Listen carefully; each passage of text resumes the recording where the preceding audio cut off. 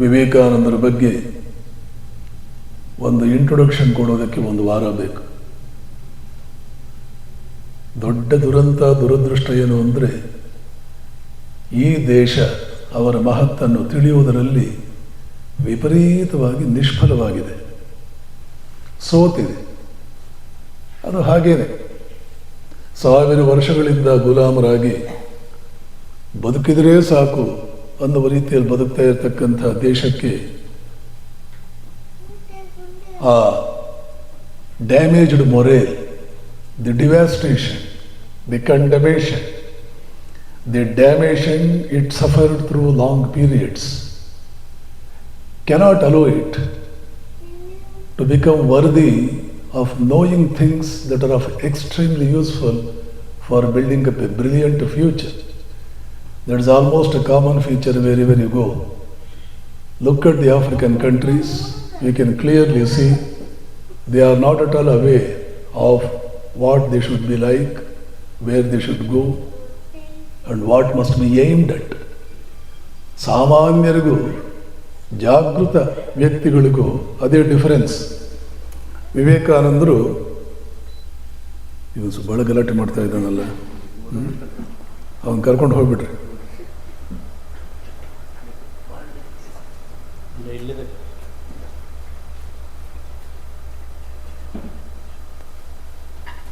ವಿವೇಕಾನಂದರು ಶಿಕಾಗೋಗೆ ಹೋದಾಗ ಒಮ್ಮೆಲೆ ಅವ್ರನ್ನ ಸೇರಿಸ್ಕೊಳ್ಳಿಲ್ಲ. ಪಾರ್ಲಿಮೆಂಟ್ ಆಫ್ ರಿಲಿಜನ್ಸ್ಗೆ ಒಮ್ಮೆಲೆ ಅವ್ರನ್ನ ಸೇರಿಸ್ಕೊಳ್ಳಿಲ್ಲ, ಅಲೋ ಮಾಡಲಿಲ್ಲ ಅವ್ರಿಗೆ. ನಿಮ್ಮಲ್ಲಿ ಬಹಳಷ್ಟು ಜನರಿಗೆ ಈ ಹಿನ್ನೆಲೆ ಗೊತ್ತಿಲ್ಲ. ಅಮೆರಿಕಕ್ಕೆ ಹೋದರು, sisters and brothers of America ಅಂತಂದರು, ಚಪ್ಪಾಳೆ ಗಿಟ್ಟಿಸ್ಕೊಂಡ್ರು, ವಿಶ್ವವಿಖ್ಯಾತರಾದರು. ಇದೆಲ್ಲ ನಮಗೆ ಗೊತ್ತಿದೆ. ಅವ್ರ ಪಟ್ಟ ಕಷ್ಟಗಳು ನಮಗೆ ಒಂದು ನಯ ಪೈಸೆನೂ ಗೊತ್ತಿಲ್ಲ. ಇಲ್ಲಿಂದ ಭಾರತೀಯರು ಅವರನ್ನು ಕಳಿಸಿದ್ದು ಮದ್ರಾಸಿನ ಯುವಕರು. ನೋಡಪ್ಪ, ಸೌಂಡೇ ಬೇಡ, ಎ ಸಿ ಬಿಜಾಪುರ ಜನ ಯಾವ ಎ ಸಿನೇ ಏನು ಬೇಕಾಗಿಲ್ಲ, ಆಫ್ ಮಾಡು. ಸುಮ್ಮನೆ ಒಂದು ಕಡೆ ಸೈಲೆಂಟಾಗಿ ಕೂತ್ಬಿಟ್ರಿ. ಮದ್ರಾಸಿನ ಯುವಕರು, ಬಹಳ ಜನ ಯುವಕರು ಕರ್ನಾಟಕದವರು ಇದ್ದರು. ಡಾಕ್ಟರ್ ನಂಜುಂಡರಾವ್, ಅಳಸಿಂಗ ಪೆರುಮಾಳ್, ಚಿಕ್ಕಮಗಳೂರಿನ ಅಳಸಿಂಗ ಪೆರುಮಾಳ್, ಡಾಕ್ಟರ್ ನಂಜುಂಡರಾವ್, ಮಹಾರಾಷ್ಟ್ರದ ಬಾಲಾಜಿರಾವ್, ಅಲ್ಲಿಯೇ ಮೆಡ್ರಾಸಿನ justice Subrahmanya Iyer, Parthasarathy Iyengar, professor Singaravelu Mudaliar, professor Kini, Rajamma Iyer, ಇವರೆಲ್ಲ ಘಟಾನುಘಟಿಗಳು. ಇವರೆಲ್ಲ ಕಷ್ಟಪಟ್ಟು ಇವರನ್ನು ಅಮೆರಿಕಕ್ಕೆ ಕಳಿಸಿದರು. ಅಲ್ಲಿಗೆ ಹೋಗಿ ಶಿಕಾಗೋ ನಗರದಲ್ಲಿ ಪರಿಚಯ ಮಾಡಿಕೊಳ್ತಾರೆ. ನಾನು ವಿವೇಕಾನಂದ ಹಿಂದೂ ಧರ್ಮವನ್ನು ಪ್ರತಿನಿಧಿಸ್ಕೊಂಡು ಬಂದಿದ್ದೇನೆ. ಆವಾಗ ಆ ಸೆಲೆಕ್ಷನ್ ಕಮಿಟಿ ಚೇರ್ಮನ್ರವ್ರು ಕೇಳ್ತಾರೆ, ನಿಮ್ಮ ಬೋನಫೈಡ್ಸ್ ಕೊಡಿ, ನಿಮ್ಮ ಕ್ರೆಡೆನ್ಷಿಯಲ್ ಕೊಡಿ. ಕ್ರೆಡೆನ್ಷಿಯಲ್ ಅಂದರೆ ಹಿಂದೂ ಜನಾಂಗ, ಇವರು ನಮ್ಮ ಪ್ರತಿನಿಧಿ, ನ್ಯಾಯವಾದ ನಮ್ಮ ಪ್ರತಿನಿಧಿ, he is a bona fide representative of our faith ಅನ್ನುವಂಥ ಯಾವುದೇ ದೇಶದ ಅಂಬಾಸಿಡರ್ ಒಂದು ದೇಶದಿಂದ ಇನ್ನೊಂದು ದೇಶಕ್ಕೆ ಹೋದಾಗ ಅಲ್ಲಿಯ ಮುಖ್ಯಸ್ಥರನ್ನು ಮೀಟ್ ಮಾಡಿ ಮೊದಲು ಮಾಡೋ ಕೆಲಸ, ಹಿ ಪ್ರೆಸೆಂಟ್ಸ್ ಹಿಸ್ ಕ್ರೆಡೆನ್ಷಿಯಲ್ಸ್. ನಮ್ಮ ಪ್ರೈಮ್ ಮಿನಿಸ್ಟರ್ ನನ್ನನ್ನು ಇಲ್ಲಿಗೆ ಅಂಬಾಸಿಡರ್ ಆಗಿ ಅಪಾಯಿಂಟ್ ಮಾಡಿದ್ದಾರೆ, ನನ್ನ ಈ ಅಂಬಾಸಿಡರ್ ಈ ಹುದ್ದೆಯನ್ನು ನೀವು ದಯವಿಟ್ಟು ಅವಗಾಹನೆಗೆ ತಂದಿದ್ದೇನೆ, ಒಪ್ಕೊಳ್ಳಿದ್ದೀವಿ ಇದನ್ನು. That is called credential in English language.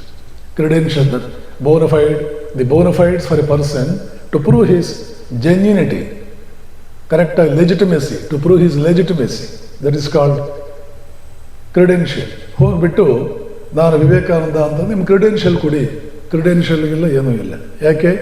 ಸನ್ಯಾಸಿಗಳಿಗೆ ಈ ಫಾರ್ಮ್ಯಾಲಿಟೀಸ್ ಎಲ್ಲ ಏನು ಗೊತ್ತಿರುತ್ತೆ? ಸುಮ್ಮನೆ ಹೋಗಿದ್ದಷ್ಟೇ. ಹೇಳ್ತಾರೆ ನಿಮ್ಮನ್ನು ತೊಗೊಳಕ್ಕಾಗಲ್ಲ, ಕ್ರೆಡೆನ್ಷಿಯಲ್ ಇಲ್ಲ ಅಂದರೆ ನಿಮ್ಮನ್ನು ತೊಗೊಳಕ್ಕಾಗಲ್ಲ. ಆಕಾಶ ತಲೆ ಮೇಲೆ ಬಿದ್ದಂಗಾಗುತ್ತೆ. ಯಾಕೆ?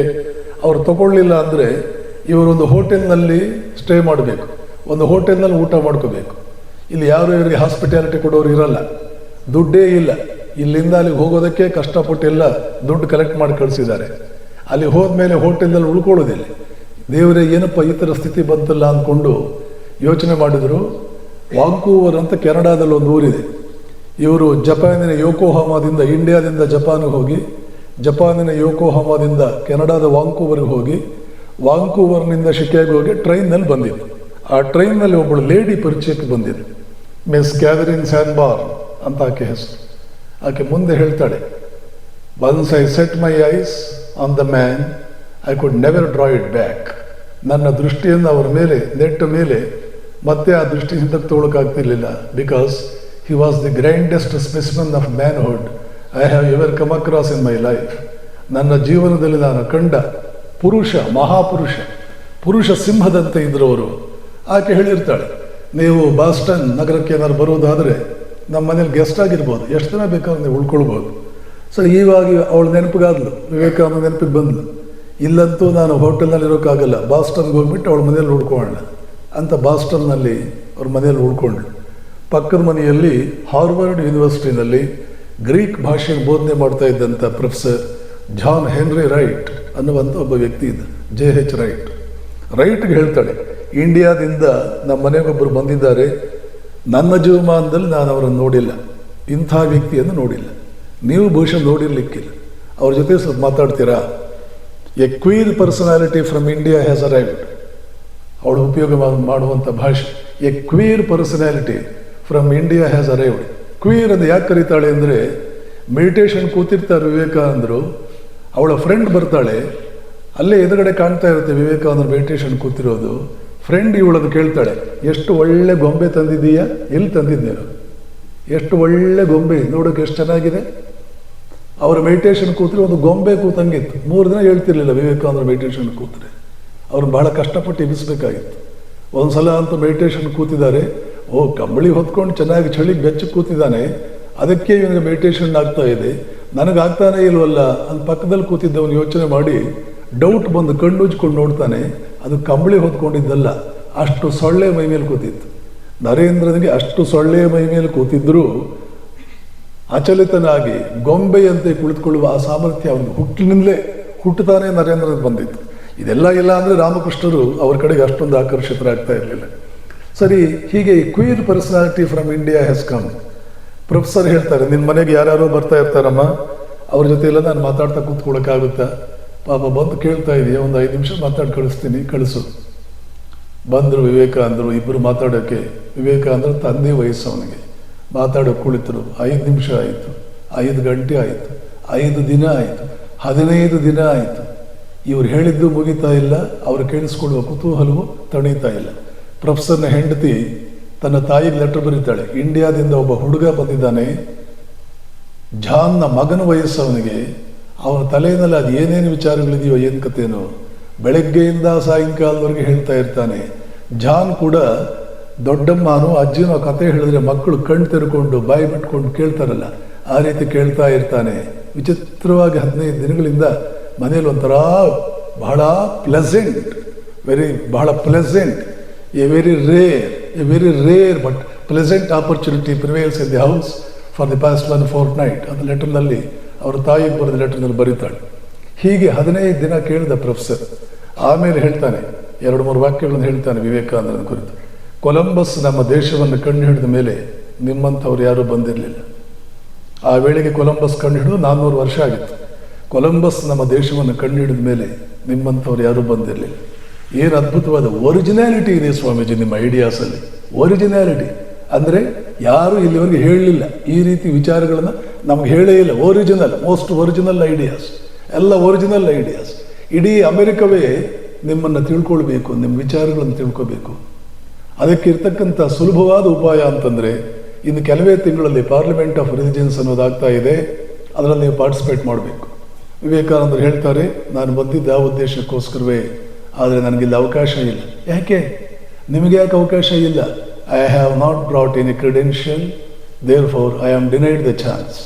ನನಗೆ ಅವಕಾಶ ಯಾಕೆ ತಪ್ಪಿದೆ ಅಂದರೆ ಕ್ರೆಡೆನ್ಷಿಯಲ್ ತಂದಿಲ್ಲ. ಆವಾಗ ಪ್ರೊಫೆಸರ್ ಹೇಳ್ತಾನೆ, ನಿಮಗೆ ಕ್ರೆಡೆನ್ಷಿಯಲ್ ಕೇಳೋದು ಒಂದೇ, ಸೂರ್ಯನನ್ನು ಹೊಳೆಯುವ ಅಧಿಕಾರ ನಿನಗೇನಿದೆ ಅಂತ ಕೇಳೋದು ಒಂದೇ.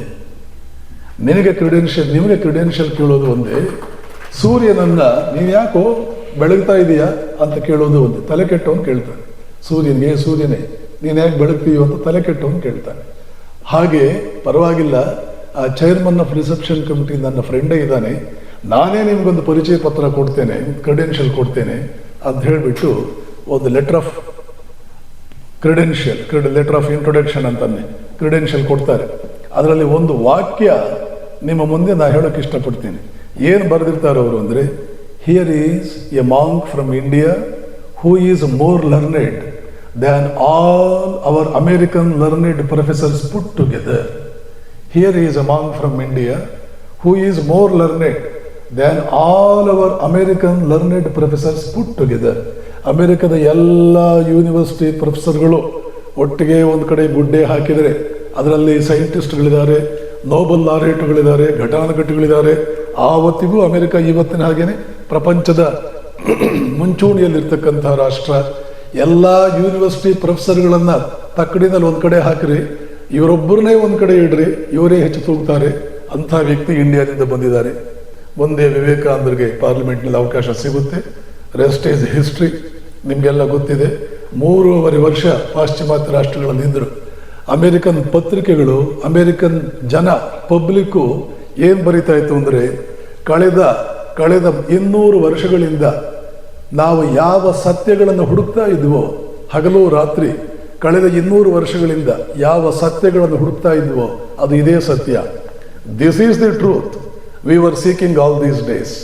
ಕಳೆದ ಹಲವಾರು ವರ್ಷಗಳಿಂದ ನಾವು ಕೆಲವು ಸತ್ಯಗಳನ್ನು ಹುಡುಕ್ತಾ ಇದ್ವಿ. ಎಲ್ಲಿ ಸಿಗುತ್ತೆ ಅದು?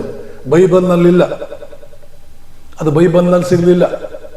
ಯಾವುದೇ ಜರ್ಮನ್ ಫಿಲಾಸಫರ್ ಮತ್ತೊಬ್ಬ ಬರೆದಿರ್ತಕ್ಕಂಥ ಯಾವುದೇ ಪುಸ್ತಕಗಳು, ಘಟಾನುಘಟಿ ಪುಸ್ತಕಗಳು ಅದೆಲ್ಲೂ ಕೂಡ ನಮ್ಗೆ ಸಿಗ್ತಾ ಇಲ್ಲ. ಪ್ಲಾಟೋನಲ್ಲಿ ಸಿಗಲಿಲ್ಲ, ಸಾಕ್ರಟೀಸ್ನಲ್ಲಿ ಸಿಗಲಿಲ್ಲ. ಈ ವೇಳೆಗೆ ರಿನೈಸೆನ್ಸ್ ಆಗಿತ್ತು. ರಿನೈಸೆನ್ಸ್ ಆಗಿ ಪ್ಲಾಟೋನ್ದು, ಸಾಕ್ರಟೀಸ್ ಒಂದು, ಅರಿಸ್ಟಾಟಲ್ದು, ಇನ್ನೂ ಯಾರ್ಯಾರ್ದು ಅವ್ರ ಚಿಂತನೆಗಳೆಲ್ಲ ಪಾಶ್ಚಾತ್ಯ ಪ್ರಪಂಚಕ್ಕೆ ಹರಡಿತ್ತು. ಅಲ್ಲೆಲ್ಲ ಇಲ್ಲ. ಅಲ್ಲೆಲ್ಲ ನಮಗೇನೋ ಒಂಥರ ಡ್ರೈನೆಸ್, ಏನೋ ಒಂಥರ ಒಣ, ಸಾಕಷ್ಟು ಒಂದು ರೀತಿ ಹೋಲ್ ವೆಸ್ಟರ್ನ್ ಫಿಲಾಸಫಿ. ಇಲ್ಲಿ ಯಾರಾದರೂ ಫಿಲಾಸಫಿ ಒಂಚೂರು ಓದಿದ್ರೆ ಗೊತ್ತಾಗುತ್ತೆ, ಒಂಥರ ದೊಡ್ಡ ಒಣ. It's a dry speculation. ಟ್ರೂತ್ನವ್ರು ಇಂಟರ್ಪ್ರಿಟ್ ಮಾಡ್ತಾ ಹೋಗ್ತಾರೆ. ಅವ್ರು ಏನೇ ಇಂಟರ್ಪ್ರಿಟ್ ಮಾಡಿದ್ರು ಟ್ರೂತ್ ಅನ್ನುವಂಥದ್ದು 2 ಆಣೆನೋ 4 ಆಣೆ ಅವ್ರು ಸಿಗ್ಬೋದು. ಯಾಕೆ ಪೂರ್ತಿ ಟ್ರೂತ್ ಅವ್ರು ಸಿಗೋದು ಸಾಧ್ಯವೇ ಇಲ್ಲ. ಈಗ ಐನ್ಸ್ಟೈನ್ಸ್ ರಿಲೇಟಿವಿಟಿ ಬಂದ ಮೇಲೆ ಕ್ವಾಂಟಮ್ ಫಿಸಿಕ್ಸ್ ಅಂತ ಬರುತ್ತೆ ಫಿಸಿಕ್ಸಲ್ಲಿ. ಇವೆರಡೂ ಬಂದ ಮೇಲೆ ಪಾಶ್ಚಾತ್ಯ ಪ್ರಪಂಚಕ್ಕೆ ಅರ್ಥವಾಗ್ತಾ ಇದೆ, ಟ್ರೂತ್ ಅನ್ನುವಂಥದ್ದು it is never A result, it is never A product of speculation. ಎಂಥ ಬುದ್ಧಿವಂತ, 10 ನೋಬೆಲ್ ಪ್ರೈಸ್ ತಗೊಳ್ಳುವಷ್ಟು ಬುದ್ಧಿವಂತನೇ ಆಗಿರಲಿ ಅವನು ಲಾಜಿಕಲ್ ಆಗಿ ಯೋಚನೆ ಮಾಡ್ತಾ ಹೋದರೆ, ಸ್ಪೆಕ್ಯುಲೇಟ್ ಮಾಡ್ತಾ ಹೋದರೆ ಅಲ್ಟಿಮೇಟ್ ಟ್ರೂತ್ ಅಥವಾ ಅಬ್ಸಲ್ಯೂಟ್ ಟ್ರೂತ್ ಸಿಗುವುದಕ್ಕೆ ಸಾಧ್ಯವೇ ಇಲ್ಲ. ಕಳೆದ 50-60 ವರ್ಷಗಳ ಹಿಂದೆ Erwin Schrodinger, father of quantum physics, ಅವರ ಮೊಟ್ಟ ಮೊದಲನ್ನು ಅರ್ಥ ಮಾಡಿಕೊಂಡ. ಆಮೇಲೆ ಅವರ ಶಿಷ್ಯ ಅಂತ ಕರಿಬಹುದು, ನೀಲ್ ಬೋರ್ ಅಂತ ಬರ್ತಾರೆ ಕ್ವಾಂಟಮ್ ಫಿಸಿಕ್ಸಲ್ಲಿ ಬರೋರು ಇವರೆಲ್ಲ ಕೂಡ. ಇವರು ಅರ್ಥ ಮಾಡಿಕೊಂಡ್ರು. ಈಗ ಹೈಸೆನ್ಬರ್ಗ್ ಅಂತ ಹೇಳ್ಬಿಟ್ಟು ಆಮೇಲೆ ಅವರ ಶಿಷ್ಯ ಬಂದ ಹೈಸೆನ್ಬರ್ಗ್, ಅವರು ಅದನ್ನು ಅರ್ಥ ಮಾಡಿಕೊಂಡ್ರು. ಏನೇನೋ ಮಾಡಿ ಗಾಡ್ ಪಾರ್ಟಿಕಲ್ ಅಂತ ಒಂದು ನೋಡಿದ್ರು. ಆ ಗಾಡ್ ಪಾರ್ಟಿಕಲ್ಲು ಕೊನೆಗೆ ಕೈ ಕೊಡುವಂಥ ಪಾರ್ಟಿಕಲ್ಲೇ ಆಯಿತು. ಈಗೆಲ್ಲ ಕುಳಿತು ಯೋಚನೆ ಮಾಡ್ತಾ ಇದ್ದಾರೆ. ಇತ್ತೀಚೆಗೆ ಈ 4-5 ವರ್ಷಗಳಿಂದ ಈಚೆಗೆ ಹಾರ್ವರ್ಡ್ ಯೂನಿವರ್ಸಿಟಿಯವರಿಗೆ ಒಂದು ಚೂರು ಬುದ್ಧಿ ಭೇಟಿ ಆಯಿತು. ಬುದ್ಧಿ ಬಂದು ಯೋಚನೆ ಮಾಡ್ತಾ ಇದ್ದಾರೆ, ಟ್ರೂತ್ ಅನ್ನುವಂಥದ್ದು it can be obtained, it can be experienced, it can be comprehended only when you reach to the highest level of consciousness. ಈಗಿರ್ತಕ್ಕಂಥ ಪ್ರಜ್ಞಾಸ್ತರಗಳಲ್ಲಿ ಕೂತ್ಕೊಂಡು ಕಣ್ಣಿನಿಂದ ಏನೇನೋ ನೋಡಿ ಎಕ್ಸ್ಪೆರಿಮೆಂಟೇಷನ್, ಅಬ್ಸರ್ವೇಷನ್, ಇನ್ಫರೆನ್ಸ್ 3 ಕಾಸಿಗೆ ಪ್ರಯೋಜನ ಆಗೋದಿಲ್ಲ. ಯಾವ ಇನ್ಫರೆನ್ಸು 3 ಕಾಸಿಗೆ ಪ್ರಯೋಜನ ಆಗೋದಿಲ್ಲ. ಯಾಕೆಂದರೆ all inferences can come only through the logical reasoning.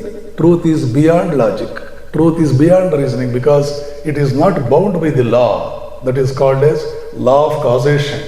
Anything that is beyond the law of causation cannot be apprehended or cannot be conceived by taking use or by making use of mere logical implications, logical probings. ಇದು ಇತ್ತೀಚೆಗೆ ಅರ್ಥವಾಗ್ತಾ ಇದೆ.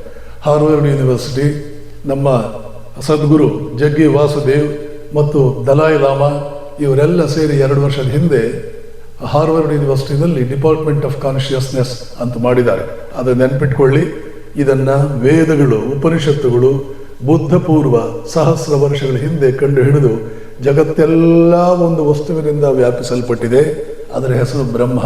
ಸರ್ವಂ ಕಲ್ವಿದಂ ಬ್ರಹ್ಮ, ಸರ್ವಂ ಒಂದನ್ನು ಬಿಡದೆ.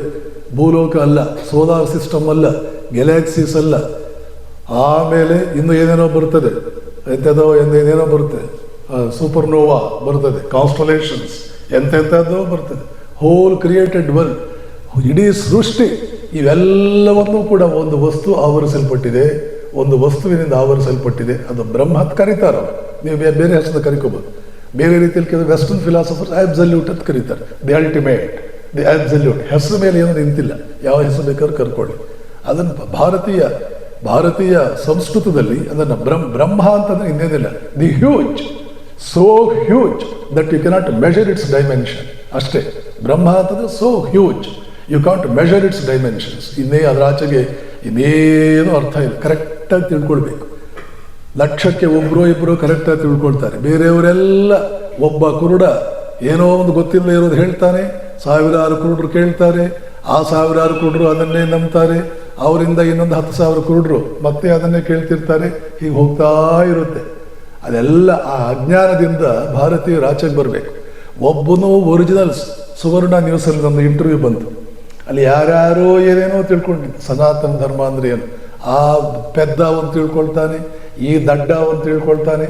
ಒಬ್ಬರು original ಆಗಿ ಒಂದು ಪುಸ್ತಕ ಓದಲ್ಲ, ಅದರ ಕರೆಕ್ಟಾಗಿ ಏನಿದೆ ಅಂತ ಒಬ್ಬರು ತಿಳ್ಕೊಳ್ಳಲ್ಲ. ಈ ಡಿಸ್ಟರ್ಬೆನ್ಸ್ ಎಲ್ಲ ಇರಬಾರ್ದ್ರಿ, ಇವೆಲ್ಲ ಇರಬಾರ್ದು. ಸೊ ಕರೆಕ್ಟಾಗಿ ತಿಳ್ಕೊಳ್ಬೇಕು. ಇದನ್ನೆಲ್ಲ ಸರಿಯಾಗಿ ಮೈ ಥಾಟ್ ಫ್ಲೋ ಇಸ್ ಕಟ್ ನಾವು ಏನು ಹೇಳ್ತಾ ಇದ್ದೇನೋ ಅಂತ ನೋಡ್ಕೋಬೇಕು. ಸುವರ್ಣ ನ್ಯೂಸಲ್ಲಿ ಒಂದು ಸುದ್ದಿ ಬಂತು. ಯಾರ್ಯಾರು ಏನೇನು ಪ್ರಶ್ನೆಗಳು ಕೇಳೋದು, ಒಬ್ಬರು ಯಾರು ಮನುಸ್ಮೃತಿಯನ್ನು ಬೈಯೋರೇನು, ಸ್ತ್ರೀಯರಿಗೆ ಸ್ವಾತಂತ್ರ್ಯ ಇಲ್ಲ ಅಂತ ತಿಳ್ಕೊಳ್ಳೋದೇನು, ಆರ್ಯರು ಹೊರಗಡೆಯಿಂದ ಬಂದರು ಅಂತ ತಿಳ್ಕೊಳ್ಳೋ, they are all bundles of concocted stories, a bundle of nonsense. ಒಂದು ಸ್ವಲ್ಪವೂ ಅರ್ಥವಿಲ್ಲದ ಏನೇನೋ ವಿಚಿತ್ರವಾಗಿರ್ತಕ್ಕಂಥ ವಿಚಾರಗಳು. ಇದೆಲ್ಲ ಹೇಗೋ ತಿಳ್ಕೊಳ್ಳು. ಒಬ್ಬನಿಗೂ ಒಂದು ಪುಸ್ತಕ ಓದುವ ವ್ಯವಧಾನವೂ ಇಲ್ಲ, ಓದಿದ್ರೆ ಅರ್ಥವೂ ಆಗಲ್ಲ. ಬಹಳಷ್ಟು ಜನರಿಗೆ ಅರ್ಥವೂ ಆಗಲ್ಲ. This is the problem. ಯಾಕೆ ಅಂತಂದರೆ ದಿ ಇಂಟೆಲೆಕ್ಚುಯಲ್ ಅಕ್ಯುಮೆನ್ ಅನ್ನುವಂಥದ್ದು ಈ ದೇಶದಲ್ಲಿ ಸತ್ತೋಗಿ ಬಹಳ ದಿನ ಆಯಿತು. ಯಾವ ಫಾರಿನ್ ಲ್ಯಾಂಗ್ವೇಜ್ನಲ್ಲಿ ಇಂಗ್ಲೀಷ್ ಮೀಡಿಯಮ್ನಲ್ಲಿ ಓದೋದು, ಇಂಗ್ಲೀಷ್ ಮೀಡಿಯಮ್ನಲ್ಲಿ ಓದಿದಂಥ ಹುಡುಗನಿಗೆ ಒರಿಜಿನಲ್ ಥಿಂಕಿಂಗ್ ಬರುತ್ತಾ? I throw a challenge to the world.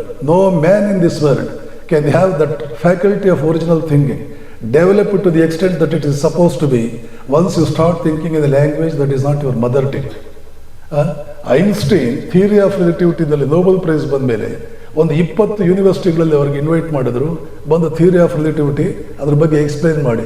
In no university he talked in English, everywhere he talked in German. He would be talking in German and that would be translated into English language.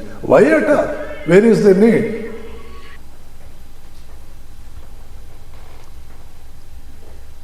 ಇಂಗ್ಲೀಷಲ್ಲಿ ಒಂದು ಗಾದೆ ಇದೆ, we never get what we don't deserve. ನಮ್ಮ ಯೋಗ್ಯತೆಗೆ ಅನುಗುಣವಾಗಿ ನಮಗೇನು ಸಿಗಬೇಕು ಅದರ ಆಚೆ ನಮಗೇನು ಸಿಗೋದಿಲ್ಲ. ನಿಮಗೆ ವಿವೇಕಾನಂದರು ಬೇಕಾಗಿರೋದು ನಿಮಗಿನ್ನೂ 50 ವರ್ಷ ಬೇಕು. ವಿವೇಕಾನಂದರ ವಿಚಾರ ಕೇಳುವ ಯೋಗ್ಯತೆ ಬರೋದಕ್ಕೆ ನಿಮಗಿನ್ನೂ 100 ವರ್ಷ ಬೇಕು. ಸುಮ್ಮನೆ ನಾವು ಸುಮ್ಮನೆ ಪಾಪ ಬಲವಂತರಾಯ ಕರೆದರು, ಆತ ಆಶ್ರಮದಲ್ಲಿ ಓದ್ದವರು, ಏನೋ 4 ಜನರಿಗೆ 4 ಹೇಳೋಣ. ನಿಮಗೆ ಬೇಕಾಗಿರ್ತಕ್ಕಂಥ ಸ್ವಾಮಿಗಳು ಎಂಥವ್ರು ಅಂದರೆ ತೆಂಗಿನಕಾಯಿ ಮುಟ್ಟಿ ಹೋಗು, ಗಂಡು ಮಗು ಆಗ್ತದೆ ಹೋಗು, ನಿನ್ನ ಮಗಳಿಗೆ ಲಗ್ನ ಆಗ್ತದೆ ಹೋಗು. ಅಂಥ ಸಾಧು ಸನ್ಯಾಸಿಗಳು ಬೇಕಾಗಿರೋದು ನಿಮಗೆ. ಇವೆಲ್ಲ ಹೇಳೋ ಸಾಧು ಸನ್ಯಾಸಿಗಳು ನಿಮಗೆ ಆಗಬೇಕು. ಯೋಗ್ಯತೆ ಬೇಕಲ್ಲ. ಹೇಗೋ 1-2 ಎಕ್ಸಾಮ್ ಪಾಸ್ ಮಾಡಿರ್ತೀರಿ, ಹೇಗೆ ಮಾಡಿರ್ತೀರೋ ದೇವ್ರಿಗೆ ಗೊತ್ತು. ಐನ್ಸ್ಟೈನ್ ಹೇಳ್ತಾ ಇದ್ದರು, many people don't need brain, spinal cord is enough for them. ಎಷ್ಟೋ ಜನರಿಗೆ ಬ್ರೈನ್ ಅವಶ್ಯಕತೆ ಇಲ್ಲ, ದೇವರು ಕೊಟ್ಬಿಟ್ಟಿದ್ದಾನೆ ಬ್ರೈನ್. ಅದಕ್ಕೆ ನಾನು ಬಲವಂತರಾಗಿ ಹೇಳಿದೆ, ಒಂದು 20 ಜನ ಸಾಕಪ್ಪ, ಒಂದು 15 ಜನ ಸಾಕು. ಟಾಮ್, ಡಿಕ್ ಅಂಡ್ ಹ್ಯಾರಿ ಎಲ್ಲ ಅಲ್ಲಿ ಬಂದು ಕೂತ್ಕೊಂಡು ನ್ಯೂಸೆನ್ಸ್ ಕ್ರಿಯೇಟ್ ಮಾಡಿಕೊಂಡು ಹೊಲಸೆಬ್ಬಿಸ್ಕೊಂಡು, this I am not interested. 10 people would be enough for me. We go by qualities, not by quantities. ನಾವೇನು ರಾಜಕಾರಣಿಗಳ ಓಟ್ ಬೇಕಿದೆಯಾ? ನಮಗೆ ಸಂಖ್ಯೆ ಬೇಕಿರೋದು ಅಲ್ಲಿ. ಸಾಧು ಸನ್ಯಾಸಿಗಳಿಗೆ ಕ್ವಾಲಿಟಿ ಬೇಕಿದೆ, ಕ್ವಾಂಟಿಟಿ ಅಲ್ಲಿ. ಒಂದು 500 ದನ ಬಂದು ಕೂತ್ಕೊಳ್ಳೋ ಅವಶ್ಯಕತೆ ಇಲ್ಲ, 5 ಜನ ಬಂದರೆ ಸಾಕು. ಒಂದು 500 ದನ ಅವಶ್ಯಕತೆ ಇಲ್ಲ. ಈ ದೇಶದಲ್ಲಿ ಬಹಳಷ್ಟು ಜನ ದನ, ನೋಡೋಕೆ ಜನರು ಹಾಗೆ ಕಾಣ್ತಾರೆ, ಆದರೆ ಪೂರ್ತಿ ದನ ಅದು. ದನ ಕಾಯೋರಾಗಿದ್ದು ನಡೀತಿತ್ತು, ದನನೇ ಆಗಿಬಿಟ್ರೆ ಏನು ಮಾಡಬೇಕು? ಏನು ಹೇಳೋಕೆ ಹೊರಟಿದ್ದೆ ನಾನು, ಇನ್ನು ಮುಂದೆ ಮೊಬೈಲ್ ಬರೋ ಹಾಗಿಲ್ಲ. Either your mobile is switched off or you are going out. College ಆಗಿದ್ದರೆ ನಾನು ಸರಿಯಾಗಿ ತರಾಟೆಗೆ ತೊಗೊಳ್ತಾ ಇದ್ದೆ. ಎಲ್ಲ ದೊಡ್ಡವರಾಗಿದ್ದೀರಿ, ನಿಮಗೆಲ್ಲ ಹೇಳೇನು ಪ್ರಯೋಜನ? ಈ ವಯಸ್ಸಿಗೆ ಕಲೀಲಿಲ್ಲ ಅಂದರೆ ಇನ್ನು ಯಾವ ವಯಸ್ಸಿಗೆ ಕಲಿಯೋರು ಇರ್ತೀರಿ? ನಾನು ಹೇಳ್ತಾ ಇದ್ದದ್ದು ಮೋಸ್ಟ್ ಮಾಡರ್ನ್ ಫಿಸಿಕ್ಸ್ ಇವತ್ತು ಏನು ಹೇಳ್ತಾ ಇದೆಯೋ ಅದು ಭಾರತೀಯರು ಯಾವತ್ತು ತಿಳ್ಕೊಂಡಿದ್ರು. ಇಡೀ ವಿಶ್ವವನ್ನು ವ್ಯಾಪಿಸಿರ್ತಕ್ಕಂಥ ಮೆಟೀರಿಯಲ್ ಅಂತ ಒಂದಿದೆ, ಅದನ್ನು ಬೃಹತ್, ದಿ ಹ್ಯೂಜ್ ಅಂತ ಕರಿತೀವಿ. ಆ ಮೆಟೀರಿಯಲ್ ಯಾವುದದು? ಮತ್ತೆ ಎಗೈನ್ ಉಪನಿಷತ್ತು ಹೇಳುತ್ತೆ, ಆ ಬ್ರಹ್ಮ ಅಂದರೆ ಏನು? ಪ್ರಜ್ಞಾನಂ ಬ್ರಹ್ಮ. ಆ ಬ್ರಹ್ಮ ಅನ್ನುವಂಥದ್ದು ಯಾವುದು? ಕಾನ್ಷಿಯಸ್ನೆಸ್, ಪ್ರಜ್ಞೆ ಅಂದರೆ ಏನು? ಚೈತನ್ಯದಿಂದ ಕೂಡಿರ್ತಕ್ಕಂಥ, ಯಾವುದೇ ರೂಪವಿಲ್ಲದ, ಯಾವುದೇ ಆಕಾರವಿಲ್ಲದ, ಬಹಳ ಇಂಟೆಲಿಜೆಂಟ್, ಕಾಸ್ಮಿಕ್ ಇಂಟೆಲಿಜೆನ್ಸ್ ಅಂತ ಕರಿತೀವಿ ಅದನ್ನು. ವಿಶ್ವವ್ಯಾಪಿಯಾಗಿರ್ತಕ್ಕಂಥ ಪ್ರಜ್ಞೆ ಅಂದರೆ ಏನು? ಎಲ್ಲವನ್ನೂ ತಿಳಿದಿರ್ತಕ್ಕಂಥ ಸರ್ವಜ್ಞತ್ವ, ಎಲ್ಲೆಲ್ಲೂ ವ್ಯಾಪಿಸಿರ್ತಕ್ಕಂಥದ್ದು. ಅದು ಎಲ್ಲೆಲ್ಲೂ ಇದೆ, ಅದಕ್ಕೆ ಸಾವಿಲ್ಲ, ಆದ್ದರಿಂದ ಅದು ಸತ್. ಅದಕ್ಕೆ ಎಲ್ಲವೂ ತಿಳಿದಿದೆ, ಆದ್ದರಿಂದ ಅದು ಚಿತ್. ಈ ಸತ್ ಮತ್ತು ಚಿತ್ತುಗಳು ಪೂರ್ಣ ಪ್ರಮಾಣದಲ್ಲಿರೋದ್ರಿಂದ ಅದರ ಆನಂದಕ್ಕೆ ಧಕ್ಕೆಯೇ ಇಲ್ಲ. ಯಾಕೆ? ಯಾವಾಗಲೂ ಆನಂದ ಬರೋದು ಜ್ಞಾನದ ಒಂದು ಪ್ರಾಡಕ್ಟ್ ಆಗಿ, ಜ್ಞಾನದ ಒಂದು ಉತ್ಪತ್ತಿಯಾಗಿ, ವ್ಯುತ್ಪನ್ನವಾಗಿ. ಎಲ್ಲಿ ಪೂರ್ಣ ಪ್ರಮಾಣದ ಜ್ಞಾನ ಇರುತ್ತೆ ಅಲ್ಲಿ ಪೂರ್ಣ ಪ್ರಮಾಣದ ಆನಂದವೂ ಇರುತ್ತೆ. ಜ್ಞಾನವಿಲ್ಲದ ಆನಂದ ಅದು ಸುಖ ಬೇರೆ, ಆನಂದ ಬೇರೆ. ಜ್ಞಾನ ಇಲ್ಲ ಅವನಿಗೆ, ಆದರೂ ಸಾಕಷ್ಟು ಆನಂದವಾಗಿದ್ದಾನೆ, ಅದು ಆನಂದ ಅಲ್ಲ, ಅದು ಸುಖ. ಆ ಸುಖಕ್ಕೆ ಒಂದು ವಸ್ತುವಿನ ಮೇಲೆ ಡಿಪೆಂಡ್ ಆಗ್ತೀವಿ, ಇಲ್ಲ ಒಂದು ವ್ಯಕ್ತಿ ಮೇಲೆ ಡಿಪೆಂಡ್ ಆಗ್ತೀವಿ. ವ್ಯಕ್ತಿಯ ಮೇಲೆ ಡಿಪೆಂಡ್ ಆದರೆ, ಒಂದು ಕಾರ್ ಮೇಲೆ ಡಿಪೆಂಡ್ ಆದರೆ, ಮನೆ ಮೇಲೆ ಡಿಪೆಂಡ್ ಆದರೆ, ದುಡ್ಡಿನ ಮೇಲೆ ಡಿಪೆಂಡ್ ಆದರೆ, ಹೆಂಡತಿ ಮೇಲೆ ಡಿಪೆಂಡ್ ಆದರೆ, ಅಥವಾ ಗಂಡನ ಮೇಲೆ ಡಿಪೆಂಡ್ ಆದರೆ, ಕುರ್ಚಿ ಮೇಲೆ, ಅಧಿಕಾರದ ಮೇಲೆ ಡಿಪೆಂಡ್ ಆದರೆ, ಅದು ಸುಖ, ಅದು ಆನಂದ ಅಲ್ಲ. ಆನಂದ ಎಲ್ಲಿ ಏನೂ ಬೇಡ. ಪರಮಪೂಜ್ಯ ಸಿದ್ದೇಶ್ವರ ಶ್ರೀಗಳು ಏನು ಬೇಡ, ಆದರೆ ಅವ್ರು ಯಾವಾಗಲೂ ಎಷ್ಟೊಂದು ಆನಂದಿತರಾಗಿರ್ತಿದ್ರು. ಎಲ್ಲೂ ಯಾವುದೋ ಎಕ್ಸಾಂಪಲ್ ಬೇಡ, ನಮ್ಮ ಕಣ್ಣೆದುರುಗಡೆನೇ ಇರ್ತಕ್ಕಂಥ ಮಹಾತ್ಮರ ಎಕ್ಸಾಂಪಲ್ ನಾವು ತಗೊಂಡ್ರು ಸಾಕು. ಅವರು ಏನೂ ಬೇಡ ಅಂತಂದವರು, ಆದರೆ ಯಾವತ್ತೂ ಕೂಡ ಆನಂದ. ಯಾಕೆ? ಆನಂದ ಅನ್ನುವಂಥದ್ದು ನಮ್ಮ ಸ್ವಭಾವ ಅಂತಂದ್ರೆ ಏನು? ಯಾವುದನ್ನು ಒಂದು ಸೆಕೆಂಡು ನಾವು ಕಳ್ಕೊಳ್ಳೋದಕ್ಕೂ ಸಾಧ್ಯವಿಲ್ವೋ, ಒಂದು ಸೆಕೆಂಡು ಅದನ್ನು ಬಿಟ್ಟು ನಾವಿರೋದಿಲ್ವೋ, ಒಂದೇ ಒಂದು ಸೆಕೆಂಡು ನಮ್ಮನ್ನು ಅದು ಬಿಟ್ಟಿರಲ್ಲ, ಅದನ್ನು ನಾವು ಬಿಟ್ಟಿರಲ್ಲ, ನಮ್ಮ ಅಸ್ತಿತ್ವದ ಜೊತೆಗೇನೆ ಅದು ಸೇರ್ಕೊಂಡಿರುತ್ತೆ, ಹುಟ್ಟಾ ಇರುತ್ತೆ, ಕೊನೆಯವರೆಗೂ ಇರುತ್ತೆ, ನಂತರವೂ ಇರುತ್ತೆ. ಈ ಲಕ್ಷಣ ಯಾವುದಕ್ಕಿರುತ್ತೋ ಅದನ್ನು ನಾವು ಸ್ವಭಾವ ಅಂತ ಕರೆಯುವಂಥದ್ದು. ಅಸ್ತಿತ್ವ ಅನ್ನುವಂಥದ್ದು ಸತ್, ಜ್ಞಾನ ಅನ್ನುವಂಥ ಚಿತ್, ಆನಂದ ಅನ್ನುವಂಥ ಆನಂದ, ಮೂರು ಕೂಡ ನಮ್ಮ ಸ್ವಭಾವ. ವಿವೇಕಾನಂದ ಚಿಂತನೆಯ ಸಾರ ಇದು. ಹೀಗಿದ್ರೂ ಕೂಡ ಮನುಷ್ಯನೇ ಸಾಮಾನ್ಯನಂತೆ ನೀನು ಯಾಕೆ ಬದುಕ್ತಾ ಇದ್ದೀಯ? ನೀನೊಬ್ಬ ಸಾಮಾನ್ಯನಂತೆ ಯಾಕೆ ಬದುಕ್ತೀಯ? ಕಾರಣ ಇಷ್ಟೇ, ನಾವು ಇರೋದೊಂದು, ನಮ್ಮನ್ನು ನಾವು ತಿಳ್ಕೊಂಡಿರೋದೊಂದು.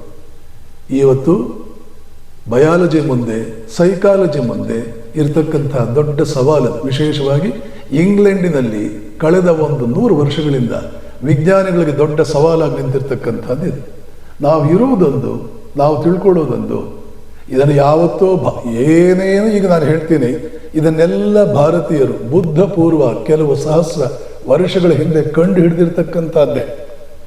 ಅಮೆರಿಕದ ಕ್ಯಾಲಿಫೋರ್ನಿಯಾದಲ್ಲಿ ಬರ್ಕ್ಲಿ ಅಂತ ಒಂದು ಜಾಗ ಇದೆ, ಬರ್ಕ್ಲಿ ಯೂನಿವರ್ಸಿಟಿ, ಕೇಳಿರ್ಬೋದು ನಿಮ್ಮಲ್ಲಿ ಕೆಲವರು. ನಾನು ಹೋಗಿದ್ದೆ ಅಲ್ಲಿ ಒಬ್ಬ ದೊಡ್ಡ ಪ್ರೊಫೆಸರ್ ಇದ್ದಾರೆ, ಅಮೆರಿಕನ್ ಪ್ರೊಫೆಸರ್. ಅವ್ರ ಹೆಸರು ಫ್ರಿಜ್ ಆಫ್ ಕ್ಯಾಪ್ರಾ ಅಂತ. ಸುಮಾರು 40 ವರ್ಷಗಳ ಹಿಂದೆ ಅದ್ಭುತವಾದ ಪುಸ್ತಕ ಬರೆದಿದ್ದಾರೆ. ಆ ಪುಸ್ತಕದ ಹೆಸರು ಟಾವೋ ಆಫ್ ಫಿಸಿಕ್ಸ್ ಅಂತಂದರೆ, ಫಿಸಿಕ್ಸ್ ಎನ್ನುವ ಒಂದು ತತ್ವಶಾಸ್ತ್ರ, ಫಿಸಿಕ್ಸ್ ಎನ್ನುವ ಒಂದು ಧರ್ಮಶಾಸ್ತ್ರ ಹಾಗೂ ಅರ್ಥ ಹೇಳ್ಬೋದು. Tao of physics. ಆ ಪುಸ್ತಕದಲ್ಲಿ ಭಾರತೀಯ ಚಿಂತನೆ ಹೇಗೆ ಫಿಸಿಕ್ಸನ್ನು ಎಂದೋ ತಿಳ್ಕೊಂಡು ಫಿಸಿಕ್ಸ್ನ ಎಲ್ಲ ಬೀಜಗಳನ್ನು ತನ್ನ ಒಳಗಡೆ ಹೇಗೆ ಇಟ್ಕೊಂಡಿದೆ ಅಂತ ವರ್ಣನೆ ಮಾಡ್ತಾರೆ. ಅದಕ್ಕಿಂತ ಮುಂಚೆ ಆಟಮ್ ಬಾಂಬ್ ಕಂಡು ಹಿಡಿದಂಥ ರಾಬರ್ಟ್ ಓಪನ್ಹೈಮರ್ ಅನ್ನುವ ವಿಜ್ಞಾನಿ ಮೊದಲೇ ಹೇಳಿಬಿಟ್ಟಿದ್ದ, what we shall find in modern physics today. is an exemplification, an illustration and encouragement of ancient wisdom of the Hindus. ಪ್ರಾಚೀನ ಭಾರತದ ವಿಸ್ಡಮ್, ಅವರ ಒಂದು ಜ್ಞಾನ ಏನಿದೆ ಅದನ್ನೇ what we shall find in modern physics today. ಇವತ್ತಿನ ಫಿಸಿಕ್ಸಲ್ಲಿ ನಾವು ಕಾಣ್ತಾ ಇರ್ತಕ್ಕಂಥದ್ದು ಇದೇನೆ. ಇದೇ ವಿವೇಕಾನಂದರು ಅವ್ರಿಗೆಲ್ಲ ಹೇಳಿದಾಗ ಅಮೆರಿಕದಲ್ಲಿ ಏನಿದು, ಇವರು ಧರ್ಮಶಾಸ್ತ್ರ ಹೇಳ್ತಾ ಇದ್ದಾರೆ, ಫಿಲಾಸಫಿ ಹೇಳ್ತಾ ಇದ್ದಾರೆ, ಸೈನ್ಸ್ ಹೇಳ್ತಾ ಇದ್ದಾರೆ. ಈ ಟ್ಯೂಬ್ಲೈಟ್ ಕಂಡು ಹಿಡಿದಂಥ ವಿಜ್ಞಾನಿ ನಿಕೋಲಾ ಟೆಸ್ಲಾ ಅನ್ನುವಂಥ ಹೆಸರು ಇವತ್ತು ಜಗತ್ ಪ್ರಸಿದ್ಧ. ಕಾರ್ ಕೂಡ ಬರ್ತಾರೆ, ಟೆಸ್ಲಾ ಕಾರ್ ಎಲ್ಲ ಬರ್ತಾರೆ. ನಿಕೋಲಾ ಟೆಸ್ಲಾ ಮತ್ತು ಥಾಮಸ್ ಅಲ್ವಾ ಎಡಿಸನ್, ಕೆಲವು ಕಡೆ ಹೇಳ್ತಾರೆ ಎಡಿಸನ್ ಟೆಸ್ಲಾ ಅಂದೇ ಎಷ್ಟೋ ಕಾಪಿ ಮಾಡಿಬಿಟ್ಟ. ಯಾಕೆಂದ್ರೆ ಎಡಿಸನ್ ಬಲ್ಬ್ ಕಂಡು ಹಿಡಿದವನು, ಎಲೆಕ್ಟ್ರಿಕ್ ಬಲ್ಬ್ ಕಂಡು ಹಿಡಿದವನು ಎಡಿಸನ್, ಟ್ಯೂಬ್ಲೈಟ್ ಕಂಡು ಹಿಡಿದವನು ಟೆಸ್ಲಾನ ಎಷ್ಟೋ ವಿಚಾರಗಳು, ಐನ್ಸ್ಟೈನ್, ಎಡಿಸನ್ ಇವರೆಲ್ಲ ಟೆಸ್ಲಾನ ವಿಚಾರಗಳನ್ನು ಕಾಪಿ ಮಾಡಿದ್ರು ಅಂತ ಒಂದು ವಿಚಾರ ಇದೆ. ಅದೇ ಗೊತ್ತಿಲ್ಲ ನಮಗೆ, ಅವರವರೆಲ್ಲ ಇನ್ನು ಅದ್ರ ಬಗ್ಗೆ ಎಲ್ಲ ಮಾತಾಡ್ತಾ ಇದ್ದಾರೆ. ಹಾಗೊಂದು ವಿಚಾರ ಅಂತೂ ಇದೆ. ಈ ಟೆಸ್ಲಾ ವಿವೇಕಾನಂದರು ಒಂದು ಉಪನ್ಯಾಸವನ್ನು ಬಿಡದೆ ಎಲ್ಲವನ್ನೂ ಕೇಳಿದ. ಒಂದು ಕಡೆ ವಿವೇಕಾನಂದರು ಹೇಳಿದರು, ಇವತ್ತಿನ ಎಲೆಕ್ಟ್ರಿಸಿಟಿ ಎನ್ನುವಂಥ ಒಂದು ಚಾಪ್ಟರ್ನಲ್ಲಿ ಮೀಡಿಯಂ ಮೂಲಕ ಎನರ್ಜಿ ಪಾಸ್ ಆಗುತ್ತೆ ಅಂತ ನೀವೆಲ್ಲ ವಿಜ್ಞಾನಿಗಳು ಹೇಳ್ತಾ ಇದ್ದೀರಿ, ಬಹಳ ಸಂತೋಷ. ಆದರೆ ನನ್ನ ದೇಶ ಇನ್ನೊಂದನ್ನು ಕಂಡು ಹಿಡಿದಿದೆ. ಏನದು ಅಂದರೆ, ಯಾವುದೇ ಮೀಡಿಯಂ ಇಲ್ಲದೆಯೂ ಎನರ್ಜಿ ಅನ್ನುವಂಥದ್ದು ಪಾಸ್ ಆಗಬಲ್ಲದು. ಏಕೆಂದರೆ already there is one medium that we call as Brahman, that we call as the medium through which anything can pass, and that itself is energy and that itself is medium. ಟೆಸ್ಲಾಗೆ ಇದೇನೋ ಒಂಥರ ಒಂದು ಹೊಸ ವಿಚಾರ. ಸ್ವಾಮೀಜಿ, ನಾನು ನೀವು time ಕೊಟ್ಟರೆ ನೀವೇನು point ಹೇಳಿದ್ರಿ ನಾನು ಅದನ್ನು ಪ್ರೂವ್ ಮಾಡಿಬಿಡ್ಬಲ್ಲೆ ಅಂತ ವಿವೇಕಾನಂದ ಒಂದ್ಸಲ ಮನೆಗೂ ಕರೆದ. ಆದರೆ ಆ ವೇಳೆಗೆ ಅವನಿಗೆ ಅದನ್ನು ಪ್ರೂವ್ ಮಾಡೋದಕ್ಕೆ ಎಕ್ಸ್ಪೆರಿಮೆಂಟ್ಸಲ್ಲಿ ಮಾಡೋಕ್ಕಾಗಿರಲಿ. ಎಷ್ಟೋ ವರ್ಷಗಳ ನಂತರ ವಿವೇಕಾನಂದರು ತೀರ್ಕೊಂಡ್ಬಿಟ್ಟಿದ್ರು. ಆ ವೇಳೆಗೆ ಟೆಸ್ಲಾ ಇದನ್ನು ಪ್ರೂವ್ ಮಾಡ್ದ. ಅವತ್ತು ಸ್ವಾಮೀಜಿ ಏನು ಹೇಳಿದ್ರು ಅದನ್ನು ಪ್ರೂವ್ ಮಾಡ್ದ. ಈ ಬರ್ಕ್ಲಿ ಯೂನಿವರ್ಸಿಟಿಯಲ್ಲಿ ಇರ್ತಕ್ಕಂಥ ಪ್ರೊಫೆಸರ್ ಫ್ರಿಜ್ ಆಫ್ ಕ್ಯಾಪ್ರಾ ಒಂದು ಕಡೆ ಬರೀತಾನೆ, the scale of this ancient myth is indeed staggering. It has taken mankind more than 2000 years to come up again with similar concepts. ಇವರು ಯಾವತ್ತೋ ಏನೋ ಕಂಡು ಹಿಡ್ತಿದಾರಲ್ಲ ಅದನ್ನು ನಾವು ಇವತ್ತು ತಿಳ್ಕೊಳ್ತಾ. It has taken mankind more than 2000 years to come up again with similar concepts. ಅವ್ರು ಹೇಳಿದ್ದನ್ನೇ ನಾವು ತಿಳ್ಕೊಳ್ಳೋಕೆ 2000 ವರ್ಷ ಆಗ್ತಾ ಇದೆಯಲ್ಲ. ವಿಚಾರ ಮಾಡಿ, ಅಮೆರಿಕದಲ್ಲಿ ಅವ್ರಿಗೆ ಏನೂ ಗೊತ್ತಿಲ್ಲದೆ ಇದ್ದದ್ದು, ಎಂತೆಂಥದ್ದು ಗೊತ್ತಿಲ್ಲದೆ ಇದ್ದಂಥ ವಿಚಾರಗಳು ಹೇಳಿದ್ರಲ್ಲ. ಹೇಳ್ತಾ ಇದ್ದಾಗ ಅವ್ರು ಕೇಳಿಕೊಂಡು ಅವ್ರಿಗೆ ಗೊತ್ತಾಗಿದ್ದೇನು ಅಂದರೆ, ನಾವು ತಿಳ್ಕೊಂಡಿರೋ ಹಾಗೆ ನಾವು ಸಾಮಾನ್ಯರಲ್ಲ, ನಾವು ಅಸಾಮಾನ್ಯರು. ನಾವಿರೋದೊಂದು, ನಮ್ಮನ್ನು ನಾವು ತಿಳ್ಕೊಂಡಿರೋದೊಂದು. ಇದಕ್ಕೆ ಬ್ಯೂಟಿಫುಲ್ ಆಗಿ ಒಂದು ಕಥೆ ಕೂಡ ಇದೆ. ಒಂದು ಹೆಣ್ಣು ಸಿಂಹದ ಹೊಟ್ಟೆಯಲ್ಲಿ ಒಂದು ಸಿಂಹದ ಮರಿ ಹುಟ್ಟುತ್ತೆ. ಆ ಡೆಲಿವರಿ ಟೈಮ್ನಲ್ಲಿ ಹೆಣ್ಣು ಸಿಂಹ ಸತ್ತೋಗುತ್ತೆ. ಒಬ್ಬ ಕಾಡಿನಲ್ಲಿ ಕುರಿಗಳನ್ನೆಲ್ಲ ಮೇಯಿಸ್ಕೊಂಡು ಕಾಡಲ್ಲಿ ಬರ್ತಾ ಇರ್ತಾನೆ. ಆವಾಗ ಈ ಹೆಣ್ಣು ಸಿಂಹ ಆ ಮರಿ ಹಾಕಿ ಸತ್ತೋಗಿರೋದನ್ನು ನೋಡ್ತಾನೆ. ಅಯ್ಯೋ ಪಾಪ, ಸಿಂಹದ ಮರಿ ಅನಾಥವಾಯ್ತಲ್ಲ, ತಬ್ಬುಲಿ ಆಯ್ತಲ್ಲ ಅಂತ ಯೋಚನೆ ಮಾಡಿ ಆ ಸಿಂಹದ ಮರಿಯನ್ನು ತೊಗೊಂಡೋಗ್ತಾನೆ. ತನ್ನ ಕುರಿ ದೊಡ್ಡಿನಲ್ಲಿ ಅದನ್ನು ಇಟ್ಕೊಂಡು ಅದನ್ನು ಬೆಳೆಸ್ತಾ ಇರ್ತಾನೆ.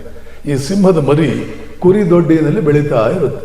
ಕುರಿಗಳ ಮಧ್ಯೆ ಬೆಳೆದು ಅದಕ್ಕೆ ಅನಿಸುತ್ತೆ, ನಾನು ಕೂಡ ಒಂದು ಕುರಿ ಅಂತ ಅನಿಸ್ಬಿಡುತ್ತೆ. ನಾನು ಸಿಂಹ, ನನ್ನ ತಂದೆ ಸಿಂಹ, ತಾಯಿ ಸಿಂಹ, ಕಲ್ಪನೆಯೇ ಇಲ್ಲ. ಯಾಕೆ ಅದು ಹುಟ್ಟಿದ ಮೇಲೆ ಅದನ್ನೆಲ್ಲ ನೋಡಲೇ ಇಲ್ಲ. ಬೆಳೆದಿದ್ದೆಲ್ಲ ಕುರಿಗಳ ಮಧ್ಯೆ ಬ್ಯಾ ಅಂತ ಕೂಗೋದು ಕಲ್ತ್ಕೊಳ್ಳುತ್ತೆ, ಹುಲ್ಲು ತಿನ್ನೋದು ಕಲ್ತ್ಕೊಳ್ಳುತ್ತೆ, ತೋಳ ಬಂದರೆ ಓಡುತ್ತೆ, ಮತ್ತೆ ಚಿರತೆ ಬಂದ್ರಂತೂ ಸತ್ನೋ ಬಿದ್ನು ಅಂತ ಓಡುತ್ತೆ, ಜೋರಾದ ನಾಯಿಗಳೊಂದು 10 ಬಂದು ಬೊಗಳ್ಬಿಟ್ರು ಸತ್ನೋ ಬಿದ್ನು ಅಂದ್ಕೊಂಡು ಓಡುತ್ತೆ. ಕುರಿ ಥರನೇ ಜೀವನ ಮಾಡ್ತಾ ಇರುತ್ತೆ. ಕೆಲವು ದಿನ ಆದಮೇಲೆ ಪಕ್ಕದ ಕಾಡಿನಿಂದ ಒಂದು ಸಿಂಹ ಬರುತ್ತೆ. ನೋಡುತ್ತೆ, ಈ ಕುರಿ ಥರ ಬಿಹೇವ್ ಮಾಡ್ತಾ ಇರ್ತಕ್ಕಂಥ ಈ ಸಿಂಹದ ಮರಿಯನ್ನು ನೋಡುತ್ತೆ. ನೋಡಿಬಿಟ್ಟು, ಏನೋ ಈ ಥರ ದುರವಸ್ಥೆ ನಿಂದು, ಬದುಕಬೇಕಾದ ಹೀಗೆ ನೀನು, ಕಾಡಿನ ರಾಜರು ನಾವು ಕಾಡಿನ ರಾಜರು, ಈ ರೀತಿಯ ನಾವು ಬದುಕಬೇಕಾದ್ದು. ಇಲ್ಲ, ನನಗದೆಲ್ಲ ಗೊತ್ತಿಲ್ಲ. ಎಲ್ಲರೂ ಓಡ್ತಾರೆ, ನಾನು ಓಡ್ತೀನಿ. ಎಲ್ಲರೂ ತೋಳನಿಗೆ ಹೆದರ್ತಾರೆ, ನಾನು ಹೆದರ್ತೀನಿ. ನಾನೇನು ಒಬ್ಬನೇ ಮಾಡ್ತಿದ್ದೀನಾ? ಈಗ ನಾವೆಲ್ಲ ಅದೇ ತಾನೇ ಮಾತಾಡೋದು. ಎದುರುಗಡೆ ಮನೆಯವರು ಮಾಡಿದ್ದಾರೆ, ನಾನು ಮಾಡ್ತೀನಿ. ಅವ್ರು ಕಾಪಿ ಮಾಡ್ತಾರೆ, ನಾನು ಕಾಪಿ ಮಾಡ್ತೀನಿ.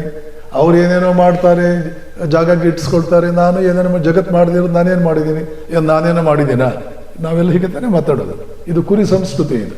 ಆದರೆ ಪಕ್ಕದ ಸಿಂಹ ಹೇಳುತ್ತೆ, ದಡ್ಡ, ಅವ್ರು ಮಾಡಲಿ ಹಾಗೆ, ಯಾಕೆ ಅವರೆಲ್ಲ ಕುರಿಗಳಾಗಿ ಹುಟ್ಟಿದ್ದಾರೆ, ನೀನು ಸಿಂಹ. ಇಲ್ಲ, ನಾನು ಸಿಂಹನೂ ಅಲ್ಲ, ಏನೇನೋ ಹೇಳಿ ನನ್ನ ತಲೆ ಕೆಡಿಸ್ಬೇಡ, ನಾನು ಹಿಪ್ನೋಟೈಸ್ ಮಾಡಬೇಡ, ಬಿಡು, ನನ್ನನ್ನು ತೋರಿಸ್ತೀನಿ ಬಾ, ನೀನು ಸಿಂಹ ಹೌದಲ್ವ, ತೋರಿಸ್ತೀನಿ ಬಾ ಅಂತ ಹೇಳಿ ಅಲ್ಲಿ ಒಂದು ಬಾವಿ ಇರುತ್ತೆ. ಆ ಬಾವಿಯ ನೀರಿನಲ್ಲಿ ಪ್ರತಿಬಿಂಬ ನೋಡ್ಕೊ, ನನ್ನ ಪ್ರತಿಬಿಂಬ ನೋಡ್ಕೊ, ನಿನ್ನ ಪ್ರತಿಬಿಂಬ ನೋಡ್ಕೊ. ತಲೆ, ಹೊಟ್ಟೆ, ಕೇಸರ, ತಲೆ ಸುತ್ತ ಇರೋ ಕೇಸರ, ಬಾಲ ಎಲ್ಲ ಒಂದೇ ಇದೆಯೋ ಇಲ್ವ? ನಂದು ನಿಂದು ಎರಡು ಒಂದೇ ಇದೆಯೋ ಇಲ್ವ? ಮತ್ತು ನಾನು ನೀನು ಬೇರೆ ಹೇಗಾಗ್ತೀವಿ? ನೀನು ತಿನ್ನಬೇಕಾದ್ದು ಹುಲ್ಲಲ್ಲ. ನಮ್ಮ ಜನಾಂಗದ, ನಮ್ಮ ಜಾತಿಯ ಆಹಾರ ಮಾಂಸ. ನಾವು ಮಾಂಸ ತಿನ್ನಬೇಕು. ನೀನು ಬ್ಯಾಟ್ ಕೂಗೋದಲ್ಲ, ಗರ್ಜನೆ ಮಾಡಬೇಕು. ಸಿಂಹದ ಹಾಗೆ ಗರ್ಜನೆ ಮಾಡಬೇಕು. ಬಾ ನನ್ನ ಜೊತೆ ಅಂತ ಬಲವಂತ ಮಾಡಿ, ಅದು ಬರೋದಕ್ಕೆ ತಯಾರಿಲ್ಲ, ಬಲವಂತ ಮಾಡಿ ಕರ್ಕೊಂಡೋಗಿ ಗುಹೆಯಲ್ಲಿ ಇಟ್ಟುಕೊಂಡು ಅದಕ್ಕೆ ಮಾಂಸ ತಿನ್ನೋದು, ಗರ್ಜನೆ ಮಾಡುವುದು, ಇದೆಲ್ಲ ಟ್ರೈನಿಂಗ್ ಕೊಟ್ಟು ಒಂದು 6 ತಿಂಗಳಾದಮೇಲೆ ಆವಾಗ ಈ ಕುರಿಮರಿಗೆ ಅನಿಸುತ್ತೆ ನಾನು ಕೂಡ ಸಿಂಹ. ಅದು ಒಂದೇ ಒಂದು ದಿನವೂ ಕುರಿ ಆಗಿರಲಿಲ್ಲ, 1 ಸೆಕೆಂಡೂ ಕುರಿ ಆಗಿರಲಿಲ್ಲ, 1 ಸೆಕೆಂಡು ಸಿಂಹತ್ವ ಅದನ್ನು ಬಿಟ್ಟಿರಲಿಲ್ಲ. ಇಡೀ ವೇದಾಂತದ ಸಾರ ಇಷ್ಟೇನೆ. ಆತ್ಮಾನಂ ವಿದ್ಧಿ, ನೀನು ಯಾರಂತ ತಿಳ್ಕೊ ಮನುಷ್ಯನೇ. ವೇದಾಂತ ಅಂದರೆ ನೆನ್ಪಿಟ್ಕೊಳ್ಳಿ, ಅದು ಧರ್ಮ ಅಲ್ಲ, ಅದು ಧರ್ಮ ಅಲ್ಲ, ಅದು ಒಂದು ರೀತಿಯ ಹಲವಾರು ಸೈನ್ಸ್ಗಳನ್ನು ಒಳಗೊಂಡಿರ್ತಕ್ಕಂಥ ಒಂದು ಎಟರ್ನಲ್ ಸೈನ್ಸ್. ಅದು ಆ ಸೈನ್ಸ್ನ ಎಸೆನ್ಸ್ ಏನು, ಅದರ ಸಾರ ಏನು ಅಂದರೆ, ಮನುಷ್ಯನೇ ನಿನ್ನನ್ನು ಈಗ ನೀನು ತಿಳ್ಕೊಂಡಿದ್ದೀಯಲ್ಲ ಹಾಗಿಲ್ಲ ನೀನು, ಇದರ trillion times, billion times great ಇದೆಯಾ ನೀನು. ಯಾಕೆ ನೀನು ಈ ರೀತಿ ಬದುಕ್ತಾ ಇದೀಯಾ? ಇದು ವೇದಾಂತದ ಸಾರ. ಇಷ್ಟೇ ವೇದಾಂತ ಅಂದರೆ. ಉಪನಿಷತ್ ಅಂತನ್ನಿ, ವೇದಾಂತ ಅಂತ, ವೇದಗಳು ಅಂತನ್ನಿ, ಅದರ ಸಾರ ಏನು ಅಂದರೆ, ಈಗ ನಿನ್ನ ಬಗ್ಗೆ ನೀನು ಏನು ತಿಳ್ಕೊಂಡಿದೆಯೋ ಇದರ ಮಿಲಿಯನ್ ಟೈಮ್ಸ್ ಗ್ರೇಟ್ ನೀನು. ಈ ರೀತಿ ನೀನು ಯಾಕೆ ಬದುಕ್ತಾ ಇದೀಯಾ? ಈಗ ನೀನು ತಿಳ್ಕೊಂಡಿರೋದೇನು? ಅದನ್ನೇ ಸೈಕಾಲಜಿನಲ್ಲಿ ನಾವು ಕರಿತೀವಿ ಈಗೋ. British psychologist H.G. ವೆಲ್ಸ್ ಅಂತ ಬರ್ತಾರೆ, G.B. Wells, H.G. ವೆಲ್ಸ್, ಇವರೆಲ್ಲ ಬ್ರಿಟಿಷ್ ಸೈಕಾಲಜಿಸ್ಟ್ ಅನ್ನೋಕ್ಕಿಂತ ಸೈಕಿಯಾಟ್ರಿಸ್ಟ್. R.D. ಲ್ಯಾಂಗ್, ಇವರೆಲ್ಲ 20ನೇ ಶತಮಾನದಲ್ಲಿ ಬಂದಂಥ ಇಂಗ್ಲೆಂಡಿನ ವಿಜ್ಞಾನಿಗಳು. ಇವರೆಲ್ಲರೂ ಕೂಡ ಸ್ಟಡಿ ಮಾಡ್ತಾರೆ ಈಗೋ. ಸೈಕಾಲಜಿನಲ್ಲಿ ಈಗೋ ಅಂತ ಒಂದು ಬರುತ್ತೆ, ಕಾನ್ಸೆಪ್ಟ್ ಆಫ್ ಈಗೋ ಬರುತ್ತೆ. ವಾಟ್ ಈಸ್ ದಟ್ ಈಗೋ? ಅದನ್ನು ಸ್ಟಡಿ ಮಾಡಿದಾಗ ಅವ್ರಿಗೆ ಗೊತ್ತಾಗುತ್ತೆ, ಇಟ್ ಈಸ್ ಎ ಡೆಲ್ಯೂಷನ್, ಅದೊಂದು ಭ್ರಮೆ. ಆ ಈಗೋಗೆ ಅವ್ರು ಕೊಟ್ಟರು ಡೆಫಿನೇಷನ್ ಅಂದರೆ, it is A convenient provisional delusion but it has A tremendous strategic value. ಈ ಈಗೋ ಅನ್ನುವಂಥದ್ದು ಡೆಲ್ಯೂಷನ್ ಬಟ್ ಬಹಳ ಉಪಯೋಗಕಾರಿ. ಇಡೀ ಪ್ರಪಂಚಕ್ಕೆ ನಾವು ಬೋಧನೆ ಮಾಡಬೇಕಾದ ಇದೊಂದೇ. ವಿವೇಕಾನಂದರು ಹೇಳ್ತಾರೆ, ಇದೊಂದನ್ನೇ ನಾವು ಬೋಧನೆ ಮಾಡಬೇಕಾದ್ದು. ಏನದು? ಅವನ ಟ್ರೂ ನೇಚರ್ ಏನು, ಅವನ ಸ್ವಭಾವವೇನು, ಅವನ ನಿಜಕ್ಕೂ ಏನು. ಈಗ ತನ್ನನ್ನು ಬೇರೆ ಅಂತ ಅಂದ್ಕೊಂಡು ಹಿಪ್ನಟೈಸ್ ಆಗಿದ್ದಾನೆ. ಹೇಗೆ ಸಿಂಹದ ಮರಿಯಾಗಿ ಹುಟ್ಟಿದ್ರು, ಕುರಿಗಳ ನಡುವೆ ಬೆಳೆದು ತಾನು ಕುರಿ ಅಂತ ಹಿಪ್ನಟೈಸ್ ಆಗಿತ್ತು. ಕುರಿ ಅಂತ ಹಿಪ್ನಟೈಸ್ ಆದಾಗ ಇನ್ನಿಲ್ಲದ ಬವಣೆ, ಇನ್ನಿಲ್ಲದ ದುಃಖ, ಇನ್ನಿಲ್ಲದ ದುಮ್ಮಾನ, ಇನ್ನಿಲ್ಲದ ದುಗುಡ. ಯಾವ ಪ್ರಾಣಿಯನ್ನು ಕಂಡ್ರೂ ಹೆದರಿಕೆ. ನಾಳೆ ನನ್ನ ಗತಿ ಏನಪ್ಪ ಅಂತ ಇವತ್ತೇ ಯೋಚನೆ ಮಾಡೋದು. ನನ್ನ ಜೀವನ ಏನು, ಎಷ್ಟು ಶತ್ರುಗಳಿದ್ದಾರೆ, ಎಷ್ಟು ಪ್ರಾಣಿಗಳು ನನ್ನ ಮೇಲೆ ಬಿದ್ದು ನನ್ನನ್ನು ತಿಂದು ಹಾಕಬೇಕು ಅಂತ ಹೊಂಚಾಗ್ತಾ ಇದ್ದಾರೆ, ನನ್ನ ಗತಿ ಏನು ಅಂತ ಯೋಚನೆ ಮಾಡ್ತಾ ಇದ್ದು ಸಿಂಹದ ಮರಿ. ಆದರೆ ಸಿಂಹದ ಮರಿ ಅದು ತಾನು ಏನು ತಿಳ್ಕೊಂಡಿತ್ತು, ನಾನು ಕುರಿ ಆಗಿರಲಿಲ್ಲ. ಆಮೇಲೆ ಪಕ್ಕದ ಕಾಡಿನ ಸಿಂಹದಿಂದ ಟ್ರೈನಿಂಗ್ ಬಂದ ಮೇಲೆ ಅದು ಸಿಂಹತ್ವವನ್ನು 1 ಸೆಕೆಂಡು ಅಥವಾ 1 ಪೈಸೆಯಷ್ಟು ಸಿಂಹತ್ವವನ್ನು ಹೊಸದಾಗಿ ಪಡ್ಕೊಳ್ಳಲಿಲ್ಲ. ಇವತ್ತು ನಾವು ಮಾಡಬೇಕಾದದೇನೆ. ಹೊಸದಾಗಿ ಇವತ್ತು ನಮಗೆ ಯಾವ ಎನರ್ಜಿಯೂ ಬೇಕಾಗಿಲ್ಲ, ಹೊಸದಾಗಿ ಯಾವ ಪವರು ಕೂಡ ಬೇಕಾಗಿಲ್ಲ.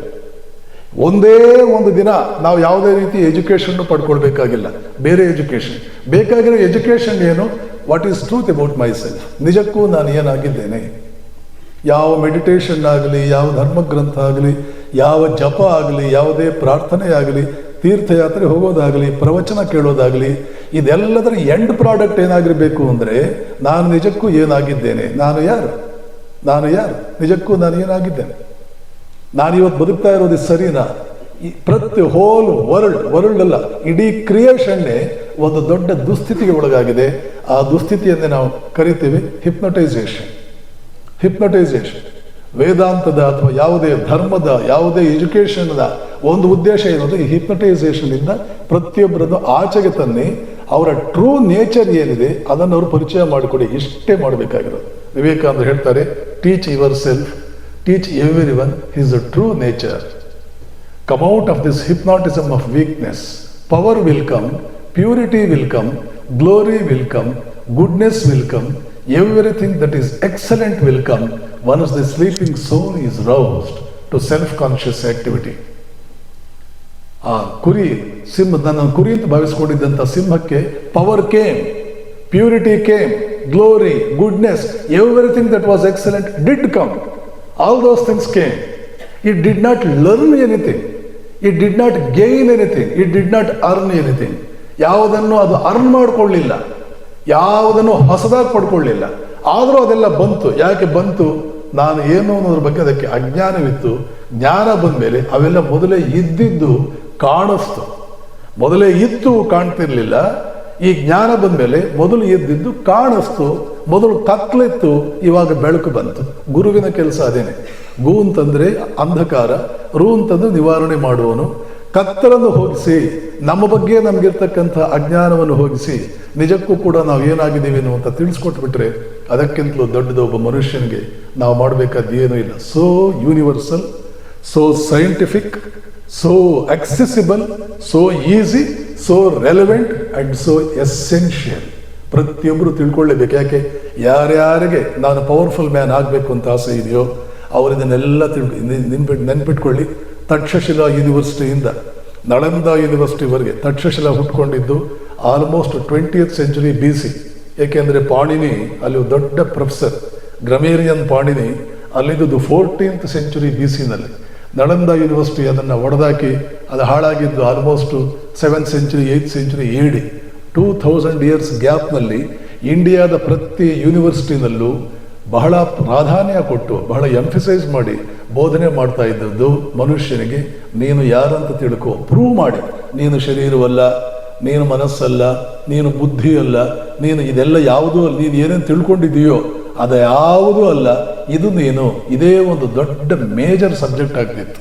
ಇದನ್ನು ಅಲೆಕ್ಸಾಂಡರ್ಗಿಂತ ಮುಂಚೆ ಇಲ್ಲಿ ಬಂದಿದ್ದಂಥ ಗ್ರೀಕರು, ವಿಶೇಷವಾಗಿ ಪೈಥಾಗೊರಸ್ ಇಂಡಿಯಾಗೆ ಬಂದು ಗಂಗಾ ತೀರದಲ್ಲಿ ಅಲ್ಲಿ ಎಜುಕೇಷನ್ ಪಡ್ಕೊಳ್ಳುವಾಗ ಇದನ್ನು ಎಷ್ಟು ಇಂಪ್ರೆಸ್ ಆದ ಅಂದರೆ ಗ್ರೀಕರು ಇದೇ ವಿಸ್ಡಮ್ನ ತಗೊಂಡು ಗ್ರೀಸಿಗೆ ಹೋದರು. ಫಸ್ಟ್ ಅವರು ಒಂದು ಸಣ್ಣದೊಂದು ಕಾಲೇಜ್ ಥರ ಓಪನ್ ಮಾಡಿಕೊಂಡ್ರು. ಡೆಲ್ಫಿ ಅಂತ ಅಥೆನ್ಸ್ ಪಕ್ಕದಲ್ಲಿ ಒಂದು ಊರು ಬರುತ್ತೆ.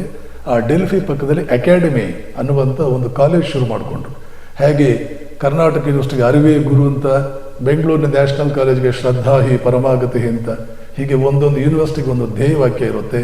ಹಾಗೆ ಆ ಡೆಲ್ಫಿಯಲ್ಲಿ ಇವರು ಪ್ರಾರಂಭ ಮಾಡಿದಂಥ ಅಕಾಡೆಮಿಗೆ ಅವರಿಟ್ಟಂಥ ಧ್ಯೇಯವಾಕ್ಯ ಯಾವುದು ಅಂತಂದರೆ ಮ್ಯಾನ್ ನೋ ದೈ ಸೆಲ್ಫ್, ಮನುಷ್ಯನೇ ನಿನ್ನನ್ನು ನೀನು ಅರಿ.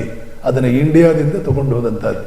ಇದನ್ನೇ ವಿವೇಕಾನಂದರು 3.5 ವರ್ಷಗಳ ಕಾಲ ಪಾಶ್ಚಾತ್ಯ ಪ್ರಪಂಚದಲ್ಲಿ ತೋರಿಸಿಕೊಟ್ಟಾಗ ಅವರಿಗೆ ಏನಿದು, ಇಷ್ಟೆಲ್ಲ ಪವರ್ ಇದೆಯಾ ನಮ್ಮಲ್ಲಿ, ಎಷ್ಟು ಪ್ಯೂರಿಟಿ ಇದೆಯಾ ನಮ್ಮಲ್ಲಿ, ಒಂದು ಹೊಸ ಸಂಪತ್ತೇ ನಮಗೆ ಸಿಕ್ಕಿದಂಗೆ ಆಯ್ತಲ್ಲ, ನಾವು ಇಷ್ಟು ಗ್ರೇಟ್ ಇದ್ದೀವ, ಹಾಗಾದ್ರೆ ನಾವ್ಯಾಕೆ ಈ ರೀತಿ ಬದುಕ್ತಾ ಇದ್ದೀವಿ ಅಂತ ಹೇಳಿ ಇಲ್ಲಿಯವರೆಗೆ ಪರಿಚಯವೇ ಇಲ್ಲದೆ ಇದ್ದಂಥ 10 ಶಕ್ತಿಯ ಗಣಿಗಳು ಅವರ ಪರಿಚಯಕ್ಕೆ ಬಂದವು. ಅವರ ಲೆವೆಲ್ ಆಫ್ ಕಾನ್ಫಿಡೆನ್ಸ್ ಸಿಕ್ಕಾಪಟ್ಟೆ ಜಾಸ್ತಿ ಆಯಿತು. ಅವರ ಸೆಲ್ಫ್ ಎಸ್ಟೀಮ್ ಜಾಸ್ತಿ ಆಯಿತು. ಅವರ sense of being an honourable man ಜಾಸ್ತಿ ಆಯಿತು. ಯಾವಾಗ ಆ sense of being an honourable man ಜಾಸ್ತಿ ಆಗುತ್ತೆ, ಸೆಲ್ಫ್ ಎಸ್ಟೀಮ್ ಅನ್ನುವಂಥದ್ದು ಜಾಸ್ತಿ ಆಗುತ್ತೆ, ನೆನ್ಪಿಟ್ಕೊಳ್ಳಿ, ಲೈಫ್ನಲ್ಲಿ ಹೊಸ ಹೊಸ ಲೋಕಗಳೇ ಓಪನ್ ಆಗುತ್ತೆ. ಏಕೆ ಅಂತಂದರೆ ಮನುಷ್ಯ ಹೊಸ ಜನ್ಮ ಪಡ್ಕೊಳ್ತಾನೆ. ಕಾನ್ಫಿಡೆನ್ಸ್ ಲೆವೆಲ್ ಜಾಸ್ತಿ ಆಯಿತು ಅಂದರೆ ಒಂದು ಹೊಸ ಜನ್ಮ ಪಡ್ಕೊಳ್ತಾನೆ. ಇದೆಲ್ಲ ಕಂಡಂಥ ಪಾಶ್ಚಾತ್ಯ ಪ್ರಪಂಚ ಮತ್ತೆ ಮತ್ತೆ ಉದ್ಗರಿಸುತ್ತೆ, this is the truth we were seeking all these days. ಯಾಕೆಂದರೆ ಪತ್ರಿಕೆಗಳು ಬರೆಯುತ್ತವೆ, ಅವರು ಬೋಧನೆ ಮಾಡುವ ಫಿಲಾಸಫಿನಲ್ಲಿ ಎವ್ರಿ ಡೇ ಅಪ್ಲಿಕೇಶನ್ ಇದೆ, ಪ್ರತಿನಿತ್ಯ ನಮಗೆ ಪ್ರಯೋಜನವಾಗುತ್ತೆ, ಎವ್ರಿ ಡೇ ಅಪ್ಲಿಕೇಶನ್ ಇದೆ. ಇಲ್ಲಿವರೆಗೆ ನಾವು ಓದ್ತಾ ಇದ್ದಂಥ ಜರ್ಮನ್ ಫಿಲಾಸಫಿನಲ್ಲಿ ಸ್ಪೆಕ್ಯುಲೇಷನ್ ಇರ್ತಿತ್ತು. ಟ್ರೂತ್ ಅಂದರೆ ಇಲ್ಲಿ ಟ್ರೂತು ಇದೆ. ಆಲ್ಜಿಬ್ರಾ ಪ್ರೊಫೆಸರ್ ಒಬ್ಬರು ಆಲ್ಜಿಬ್ರಾ ಪರಿಚಯ ಮಾಡಿಕೊಡೋದು ಹೇಗೆ ಸ್ಟೆಪ್ ಬೈ ಸ್ಟೆಪ್ ಹೇಳ್ತಾರೆ, ಹಾಗೆ ಪ್ರತಿಯೊಂದನ್ನು ಲಾಜಿಕಲ್ ಆಗಿ ಈ ಸ್ಟೆಪ್ಪಿಂದ ಈ ಸ್ಟೆಪ್ಪೇ ಬರಬೇಕಂತ ಹೇಳಿ ಪತ್ರಿಕೆಗಳು ಬರೆಯುತ್ತವೆ. ಈ ಸ್ಟೆಪ್ಪಿಂದ ಈ ಸ್ಟೆಪ್ಪೇ ಬರಬೇಕು ಅಂತ ಹೇಳ್ತಾರೆ. ಮತ್ತು ಒಂದೊಂದು ಎಷ್ಟೊಂದು ಎವ್ರಿ ಡೇ ಅಪ್ಲಿಕೇಶನ್ ಒಳಗೊಂಡಿದೆ. ಒಂದು ದೊಡ್ಡ ಕಾದಂಬರಿಗಾರ್ತಿ, ಅಮೆರಿಕನ್ ಕಾದಂಬರಿಗಾರ್ತಿ ಎಲ್ಲಾ ವೀಲರ್ ವಿಲ್ಕಾಕ್ಸ್ ಸುಮಾರು 4 ಪುಟಗಳ ಬಗ್ಗೆ ಬರೀತಾಳೆ. ಅಮೆರಿಕಾದಲ್ಲಿ ರಿಸೆಷನ್ ಬಂದ್ಬಿಟ್ಟಿತ್ತು. ನನ್ನ ಗಂಡ ದೊಡ್ಡ ಬಿಸ್ನೆಸ್ ಮ್ಯಾನ್, ಬ್ಯಾಂಕ್ಗಳೆಲ್ಲ ಮುಳುಗೋಗಿದ್ವು, ಎಷ್ಟೆಷ್ಟೋ ಬಿಸ್ನೆಸ್ಗಳು ಲಾಸ್ ಆಗಿದ್ವು, ಎಷ್ಟೋ ರಾತ್ರಿ ನಿದ್ದೆನೇ ಬಂದಿರಲಿಲ್ಲ. ನಮ್ಮ ಸ್ಟ್ರೀಟ್ನಲ್ಲೇ ಮ್ಯಾಡಿಸನ್ ಸ್ಕ್ವೇರ್, ನ್ಯೂಯಾರ್ಕಲ್ಲಿ ಈಗಲೂ ಇದೆ, ಮ್ಯಾಡಿಸನ್ ಸ್ಕ್ವೇರ್ನಲ್ಲಿ ಇಂಡಿಯಾದ ವಿವೇಕಾನಂದ ಅಂತ ಒಬ್ಬರು ಬಂದಿದ್ದಾರೆ, ಬಹಳ ಚೆನ್ನಾಗಿ ಮಾತಾಡ್ತಾರೆ, ಸುದ್ದಿ ಬಂತು. ಅವರ ಒಂದು ಉಪನ್ಯಾಸ ಬಿಡದೆ ನನ್ನ ಯಜಮಾನರು ಕೇಳ್ತಾ ಬಂದರು, ಉಪನ್ಯಾಸ ಎಲ್ಲ ಮುಗಿದ ಮೇಲೆ ಮನೆಗೆ ನಾವು ನಡ್ಕೊಂಡು ಬರ್ತಿದ್ವಿ. ಆವಾಗ ಹೇಳ್ತಿದ್ರು ನಮ್ಮ ಯಜಮಾನರು, there is nothing to worry, everything is all right. There is nothing to worry, everything is all right. ಯಾವ ಫಿಲಾಸಫಿ, ಯಾವ ಧರ್ಮ, ನಾವು ರಾತ್ರಿ ನಿದ್ದೆನೇ ಬರದೆ ಒದ್ದಾಡ್ತಾ ಇದ್ದಾಗ ಏನು ಚಿಂತೆ ಇಲ್ಲ, ಸರಿಯಾಗಿದೆ, ಕರೆಕ್ಟ್ ಆಗಿದೆ ಅನ್ನುವ ಕಾನ್ಫಿಡೆನ್ಸ್ ಕೊಡುತ್ತೆ. ನಿದ್ರಾಹೀನ ರಾತ್ರಿಗಳನ್ನು ನಿದ್ರೆ ಬರುವ ರಾತ್ರಿಗಳನ್ನಾಗಿ ಪರಿವರ್ತನೆ ಮಾಡುತ್ತೆ. ಇನ್ನು ಮುಂದೆ ಗತಿ ಏನು ಅನ್ನುವ ನಿರಾಶಾವಾದದಲ್ಲಿ ಆಶಾವಾದವನ್ನು ಸೃಷ್ಟಿಸುತ್ತೆ. ಇದೇ ಎವ್ರಿಡೇ ಅಪ್ಲಿಕೇಶನ್.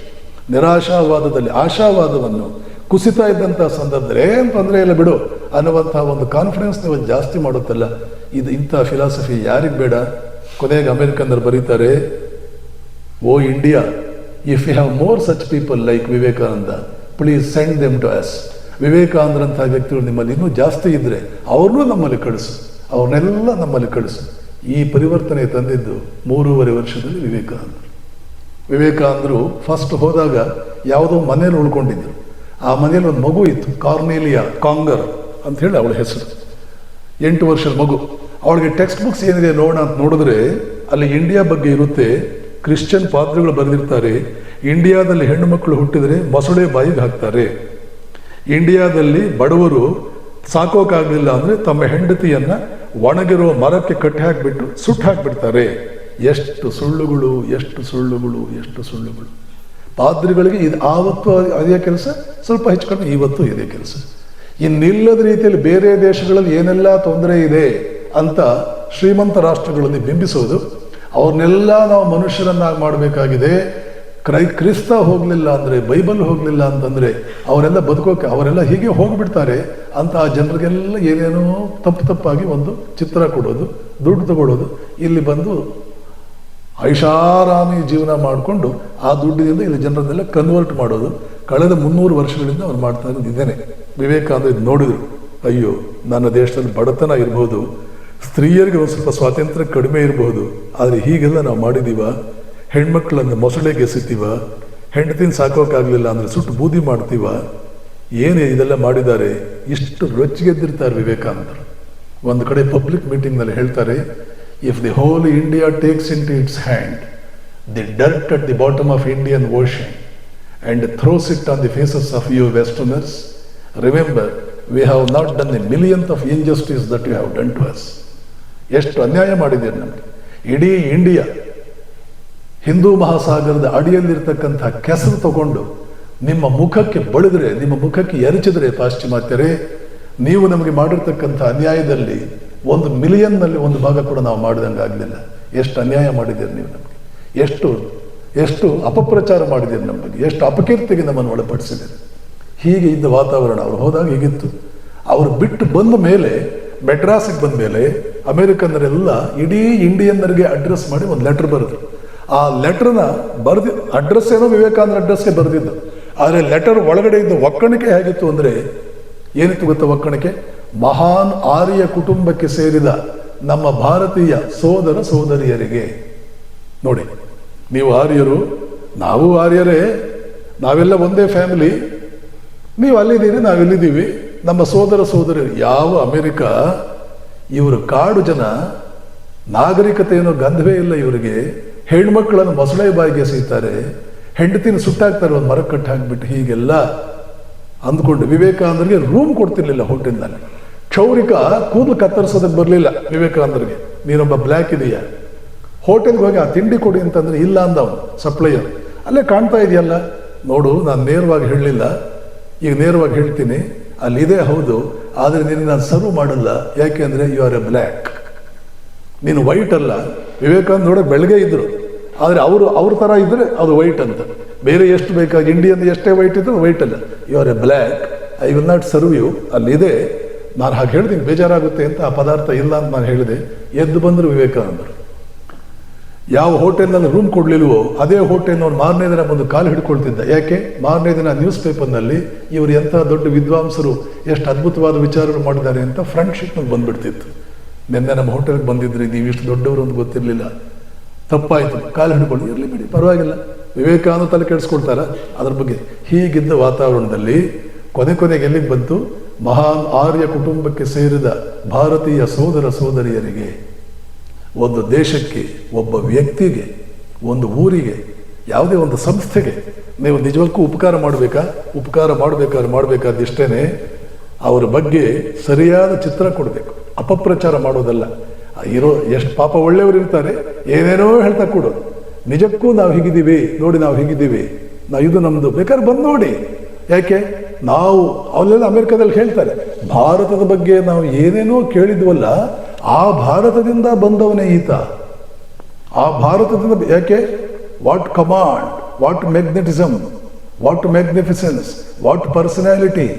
ನನ್ would ever dare approach Vivekananda without paying him the highest respect. ಏನು ಅದ್ಭುತವಾದ ವ್ಯಕ್ತಿ, ಎಲ್ಲಿಯವನು ಇವನು ಭೂಲೋಕದವನ. ಒಂದು 100 ಕಡೆ ಪೇಪರ್ಸ್ ಬರೆಯುತ್ತೆ.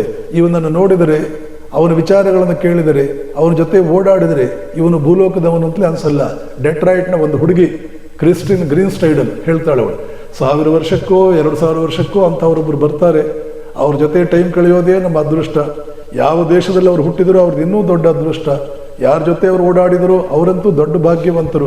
ಹೀಗೆ ಒಂದು 50 ಜನ ಬರೆದ್ರು ವಿವೇಕಾನಂದ. ಈ ಮಟ್ಟದ ವ್ಯಕ್ತಿತ್ವ ಈ ಇಂಡಿಯಾದಲ್ಲಿ ಹುಟ್ಟುವ ವ್ಯಕ್ತಿಗಳು ಬರುತ್ತಾ? ಇದೆಲ್ಲ ಪಾಶ್ಚಾತ್ಯ ಜಗತ್ತು ನಮ್ಮನ್ನು ನೋಡಿ ನಾವು ನಿಜಕ್ಕೂ ಏನು ಅಂತ ತಿಳ್ಕೊಂಡ ಮೇಲೆ ಇಲ್ಲಿ ಭಾರತೀಯರು ನಿಜಕ್ಕೂ ನಾವು ಏನು ಇಷ್ಟು ದಿವಸ ಆ ಕುರಿಯ ಸಿಂಹದ ಮರಿಯ ಹಾಗೆ ನಾವು ಕುರಿಗಳು ಆ ಇಂಗ್ಲೀಷ್ನವ್ರ ಕೈಯಲ್ಲೋ ಮತ್ತೊಬ್ಬರ ಕೈಯಲ್ಲೋ ಆಳಲ್ಪಡೋದಕ್ಕಷ್ಟೇ ಯೋಗ್ಯರು ಅಂತ ಅಂದ್ಕೊಂಡಿದ್ದವರು, ಈಗ ವಿವೇಕಾನಂದರು ದಿಗ್ವಿಜಯ ಮಾಡಿದ್ದನ್ನು ನೋಡಿ, ನಮ್ಮವರು ಹೋಗಿ ಪಾಶ್ಚಿಮಾತ್ಯ ಜಗತ್ತನ್ನೇ ಗೆದ್ದು ಬರಬಹುದು. ಯಾಕೆ ಅಲ್ಲಿಯವರು ಶಿಷ್ಯರು ಬಂದರು.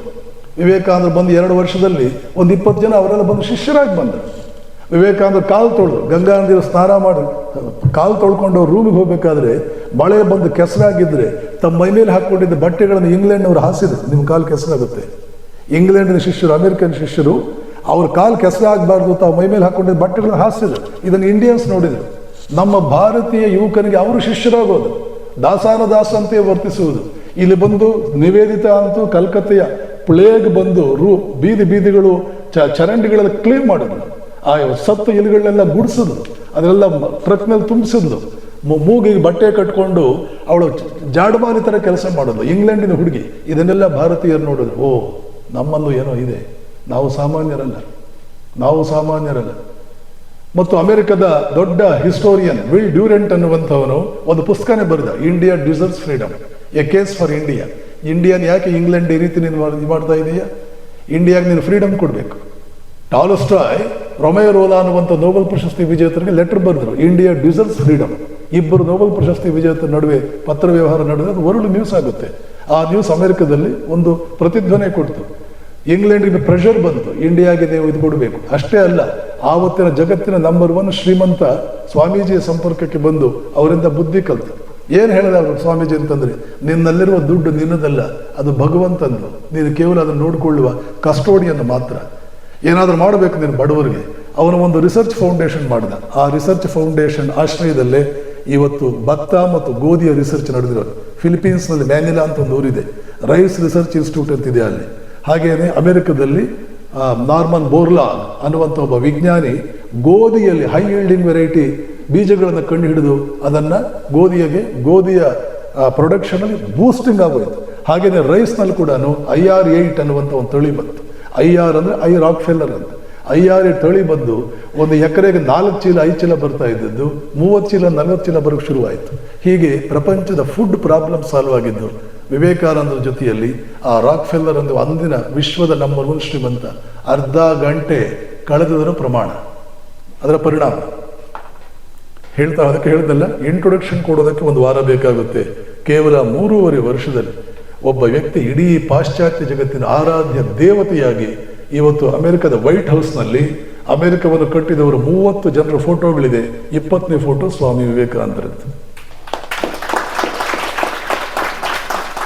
ಅವರ ಪಬ್ಲಿಕ್ ಲೈಫ್ 30ನೇ ವಯಸ್ಸಿನಿಂದ 39 ವರ್ಷ 5 ತಿಂಗಳು 24 ದಿನ ಅವ್ರು ಬದುಕಿದ್ರು. ಅಮೆರಿಕಕ್ಕೆ ಹೋದಾಗ 30 ವರ್ಷ ತುಂಬಿ ಒಂದು 8 ತಿಂಗಳು 9 ತಿಂಗಳು ಆಗಿತ್ತು. ಇಷ್ಟೆಲ್ಲ ಒಬ್ಬ ಮನುಷ್ಯ ಹೇಗೆ ಸಾಧಿಸ್ತಾನೆ? ವಿವೇಕಾನಂದರು ಹೇಳ್ತಾರೆ, ಭಾರತೀಯರೇ, ನನ್ನ ರಕ್ತ ನಿಮ್ಮ ರಕ್ತ ಒಂದೇ, ನಾನು ತಿನ್ನುವ ಆಹಾರ ನೀವು ತಿನ್ನುವ ಆಹಾರ ಒಂದೇ, ನಾವು ನಡೆದಾಡೋದೆಲ್ಲ ನಾವು ಕುಡಿಯೋ ನೀರು ಎಲ್ಲ ಒಂದೇ. ನಾನು ಈ ಮಟ್ಟಕ್ಕೆ ಬೆಳೆದೆ, ನೀವ್ಯಾಕೆ ಇಂಗ್ಲೀಷ್ನವ್ರ ಕೈನಲ್ಲಿ ಬುಟ್ ಕಾಲ್ನಲ್ಲಿ ಒದೆ ತಿಂತಾ ಇದ್ದೀರಿ? ಅದೇ ಇಂಗ್ಲೀಷ್ನವರು ನನ್ನ ಬೂಟಿನ ಲೇಸ್ ತೆಗೆದು ಬೂಟ್ ಆಚೆಗಿಟ್ಟು ನನ್ನ ಕಾಲು ತೊಳಿತಾರಲ್ಲ, ನಾನೂ ಭಾರತೀಯ, ನೀವು ಭಾರತೀಯ. ನನ್ನ ಬೂಟಿಗೆ ನಮಸ್ಕಾರ ಮಾಡ್ತಾರೆ, ಅದೇ ನಿಮ್ಮನ್ನು ಅವ್ರ ಬೂಟ್ನಿಂದ ಒದಿತಾರೆ. ನನಗೂ ನಿಮಗೂ ಡಿಫರೆನ್ಸ್ ಏನು ಗೊತ್ತಾ? ಶಕ್ತಿಯೇ ಜೀವನ, ದೌರ್ಬಲ್ಯವೇ ಮರಣ. ಜಗತ್ತು ಗೆದ್ದೆ, ನೀವು ಹಾಗೆ ನಾನು ಕುರಿ. ಎಲ್ಲ ಕುರಿಗಳು ಹೀಗೆ ಇರುತ್ತೆ, ಎಲ್ಲ ಕುರಿನೂ ತೋಳನ್ನು ನೋಡಿ ಹೆದರುತ್ತೆ, ಜಗತ್ತೇ ತೋಳನ್ನು ನೋಡಿ ಹೆದರುತ್ತೆ, ಜಗತ್ತೇ ಚಿರತೆಯನ್ನು ನೋಡಿ ಹೆದರುತ್ತೆ ಅಂದ್ಕೊಂಡು ನೀವು ಕೂತಿದ್ದೀರಿ ಹೊರತು ನಾನು ಕುರಿನ ಅಥವಾ ಬೇರೆ ಏನಾದರೂ ಇರಬಹುದಾ? ನಿಮ್ಮ ಚಿಂತನೆ, ನಿಮ್ಮ ಧರ್ಮ ಸಾವಿರಾರು ಪುಟಗಳಲ್ಲಿ ಹೇಳುತ್ತೆ, ನೀನು ತಿಳ್ಕೊಂಡ ಹಾಗೆ ನೀನು ಕುರಿಯಲ್ಲ. ಆತ್ಮಾನಂ ವಿದ್ಧಿ, ನೀನು ಯಾರಂತ ತಿಳ್ಕೋ. ತ್ವಂ ಬ್ರಹ್ಮಾಸಿ ನ ಸಂಶಯ, ನಿಸ್ಸಂಶಯವಾಗಿಯೂ ನೀನು ಬ್ರಹ್ಮ. ಜಗತ್ತನ್ನೇ ವ್ಯಾಪಿಸ್ಕೊಂಡಿರ್ತಕ್ಕಂಥ ಅಸ್ತಿತ್ವಕ್ಕೆ, ಜ್ಞಾನಕ್ಕೆ, ಆನಂದಕ್ಕೆ ಧಕ್ಕೆ ಇಲ್ಲದೆ ಇರತಕ್ಕಂಥ ಅದ್ಭುತ ವಸ್ತು ನೀನು. 10,000 ವರ್ಷಗಳ ಹಿಂದೆ ಇದನ್ನು ಹೇಳಿ 10,000 ಪುಟಗಳಲ್ಲಿ ಹೇಳಿದೆ, ಆದರೆ ನೀನು ಓದಲೂ ಇಲ್ಲ, ಅದನ್ನು ತಿಳ್ಕೊಳ್ಳೋ ಗೋಜಿಗೂ ಹೋಗಲೇ ಇಲ್ಲ. ಎಲ್ಲ ಕುರಿಗಳು ಹಾಗೆ ಇರುತ್ತೆ, ನಾನು ಒಂದು ಕುರಿ, ಏನಾಯ್ತು ಬಿಡು ಅಂದ್ಕೊಂಡು ಕುರಿಯಾಗಿಯೇ ಬದುಕಿಬಿಟ್ಟೆ. ನಾನು ಕುರಿಯಾಗಿ ಬದುಕೋದಕ್ಕೆ ಇಷ್ಟಪಡಲಿಲ್ಲ, ನಾನು ಯಾರಂತ ತಿಳ್ಕೊಂಡೆ, ಅದಕ್ಕೆ ತಕ್ಕಂತೆ ಬದುಕಿದೆ. ಭಾರತೀಯರೇ, ನಮ್ಮಿಬ್ಬರ ರಕ್ತ ಒಂದೇ ಅಲ್ವಾ? ಏಳಿ ಎದ್ದೇಳಿ, ಮತ್ತೆ ಸಿಂಹವಾಗುವವರೆಗೆ ನಿಲ್ಲಬೇಡಿ, ಗುರಿ ಮುಟ್ಟುವವರೆಗೆ ನಿಲ್ಲಬೇಡಿ, ಸಿಂಹವಾಗುವುದೇ ಗುರಿ. ಹೀಗೆ ವಿವೇಕಾನಂದರ that brief span of 9 years in public life, it has brought about tremendous transformation all over the world. It did put an end to so many problems that the mankind was faced with.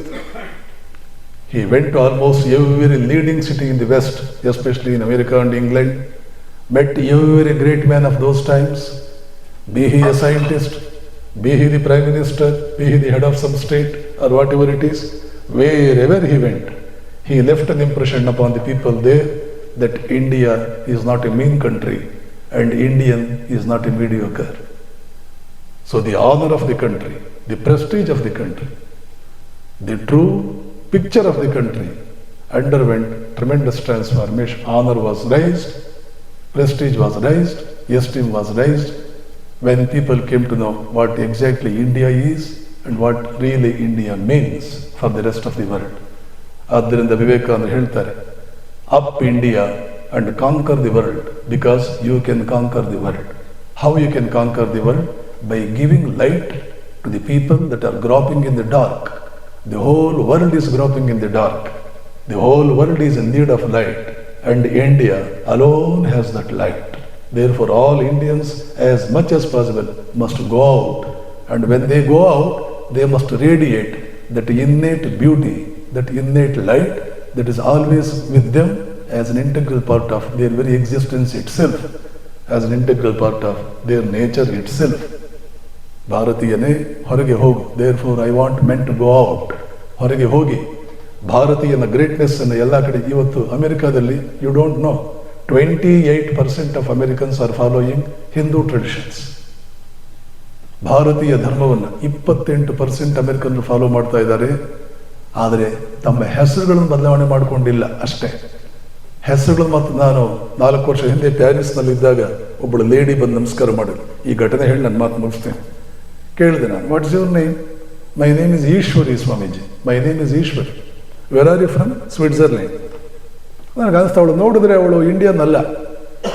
How come you are Ishwari? I suppose you had some other name earlier, am I right? Of course, there is a long story behind it Swamiji. Earlier I was Isabella. ಮೊದಲು ನಾನು ಇಸಾಬೆಲಾ, ಈಗ ನಾನು Eshwari. Okay, ನಾನು ಬಹಳ ಕೆದಕೋದಕ್ಕೆ ಹೋಗಲಿಲ್ಲ. ನಾನು bless me Swamiji, today I am taking leave. I came here about 20 days ago. There was some yoga camp. Now that it is over, I should go back. My daughter is alone in my home. I am a single parent. Fine, okay, fine, fine.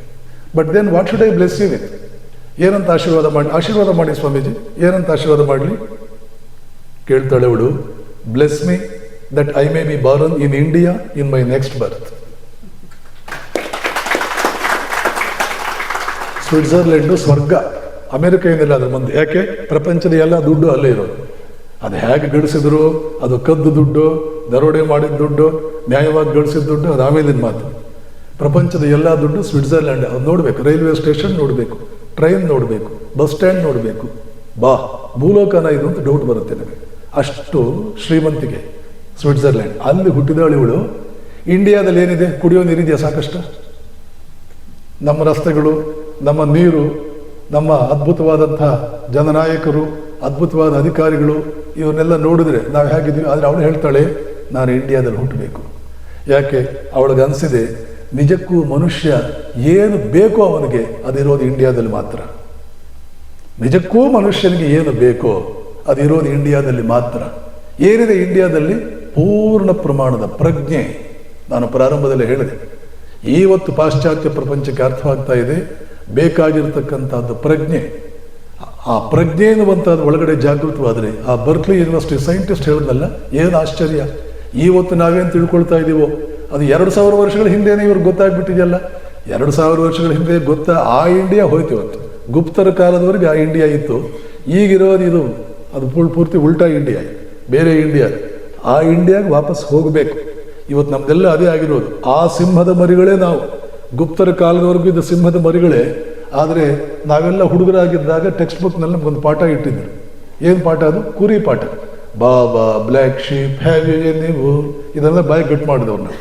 ಕುರಿ ಪದ್ಯ ಹೇಳಿ ಹೇಳಿ ಹೇಳಿ ಹೇಳಿ ಎಲ್ಲ ಕುರಿಗಳೇ ಆಗ್ಬಿಟ್ಟಿದೆ. ನಾವು ಸಿಂಹ ಅನ್ನೋದು ಮರೆತು ಬಿಟ್ಟಿದ್ದೀವಿ. ಈ ಕುರಿತನದಿಂದ ಆಚೆಗೆ ಬರಬೇಕು ಅಂದರೆ ಪಕ್ಕದ ಕಾಡಿನ ಸಿಂಹ ಬರಬೇಕು. ನಾನು ನೀನು ಒಂದೇ ಜಾತಿ, ನೀನು ಯಾಕೆ ಹೀಗೆ ಬದುಕ್ತಾ ಇದೀಯಾ ಅಂತ ಹೇಳಬೇಕು. ಆ ಪಕ್ಕದ ಕಾಡಿನ ಸಿಂಹವೇ ವಿವೇಕಾನಂದರು. ಕುರಿಗಳಂತೆ ಬದುಕ್ತಾ ಇರೋ ಭಾರತೀಯರೇ, ನಾನು ನೀವು ಒಂದೇ ಜಾತಿ, ನಾನು ಕಾಡಿನ ರಾಜ, ನಿಮಗೇನಾಗಿದೆ, ನೀವ್ಯಾಕೆ ಹೀಗೆ ಬದುಕ್ತಾ ಇದ್ದೀರಿ ಅಂತ ಚುಚ್ಚುವ, ನಿದ್ದೆಯಿಂದ ಎಬ್ಬಿಸುವ ಒಂದು ದೊಡ್ಡ ಸಿಂಹ ಬೇಕು. ಆ ಸಿಂಹವೇ ಸ್ವಾಮೀಜಿ. ಅವರ ಚಿಂತನೆಗಳನ್ನು ಓದಬೇಕು. ಅವರ ಜಯಂತಿ ಮಾಡೋದು, ಅವರಿಗೆ ಊದುಕಡ್ಡಿ ಹಚ್ಚೋದು, ಅವರ ಮೇಲೆ ಒಂದು ಹಾಡು ಹೇಳೋದು, ಇಷ್ಟರಲ್ಲಿ ಮುಗಿಸಬಾರದು. ಇದು ಕೇವಲ 1% ಅಷ್ಟು ನಾವು ಅವರನ್ನು ಆರಾಧನೆ ಮಾಡುವಂಥ ವಿಚಾರ. 99% ಎಲ್ಲಿದೆ ಅಂದರೆ ಅವರ ಚಿಂತನೆ ಓದಬೇಕು, ಅರ್ಥ ಮಾಡಿಕೊಳ್ಬೇಕು, ನಮ್ಮನ್ನು ನಾವು ಬದಲಾಯಿಸ್ಕೊಳ್ಬೇಕು. ಇದು ಇಂಪಾರ್ಟೆಂಟ್. 20,000 ಜನ ಬರೋರು ಸಿದ್ದೇಶ್ವರ ಶ್ರೀಗಳು ಪ್ರವಚನ ಹೇಳಿದರೆ 1% ಜನ ತಮ್ಮನ್ನು ಬದಲಾಯಿಸ್ಕೊಂಡಿದ್ದಿದ್ರೆ ಬಿಜಾಪುರ ಜಿಲ್ಲೆ ಇವತ್ತು ಪ್ರಪಂಚದ ಶ್ರೇಷ್ಠ ಜಿಲ್ಲೆ ಆಗ್ತಿತ್ತು. ಬದಲಾಯಿಸ್ಕೊಳ್ಳಿಲ್ಲ. ಬರೋದು ನಮಸ್ಕಾರ ಮಾಡೋದು ಸಾಕಾಗಿ ಹೋಗ್ತಿತ್ತು. ಆ ನಮಸ್ಕಾರಗಳನ್ನು ಅವಾಯ್ಡ್ ಮಾಡ್ಕೊಂಡು ಜನರಿಂದ ಪ್ರವಚನ ಮಾಡಿ ಓಡೋಗ್ಬಿಡ್ತಿದ್ರು ಅವರು. ಯಾಕೆ? ಇವರೆಲ್ಲ ಇಷ್ಟೇ. ಇವ್ರು ಬರ್ತಾರೆ, ಒಂದು ನಮಸ್ಕಾರ ಮಾಡ್ತಾರೆ, ಹೋಗ್ತಾರೆ ಆ ಕಡೆ. ತಿರುಗಿ 4 ತಿಂಗಳ ಹಿಂದೆ ಎಂತಹ ಶುದ್ಧ ಮೂರ್ಖ ಆಗಿದ್ನೋ ಇವತ್ತು ಅದೇ ಮೂರ್ಖನಾಗಿ ಉಳಿತಾನೆ.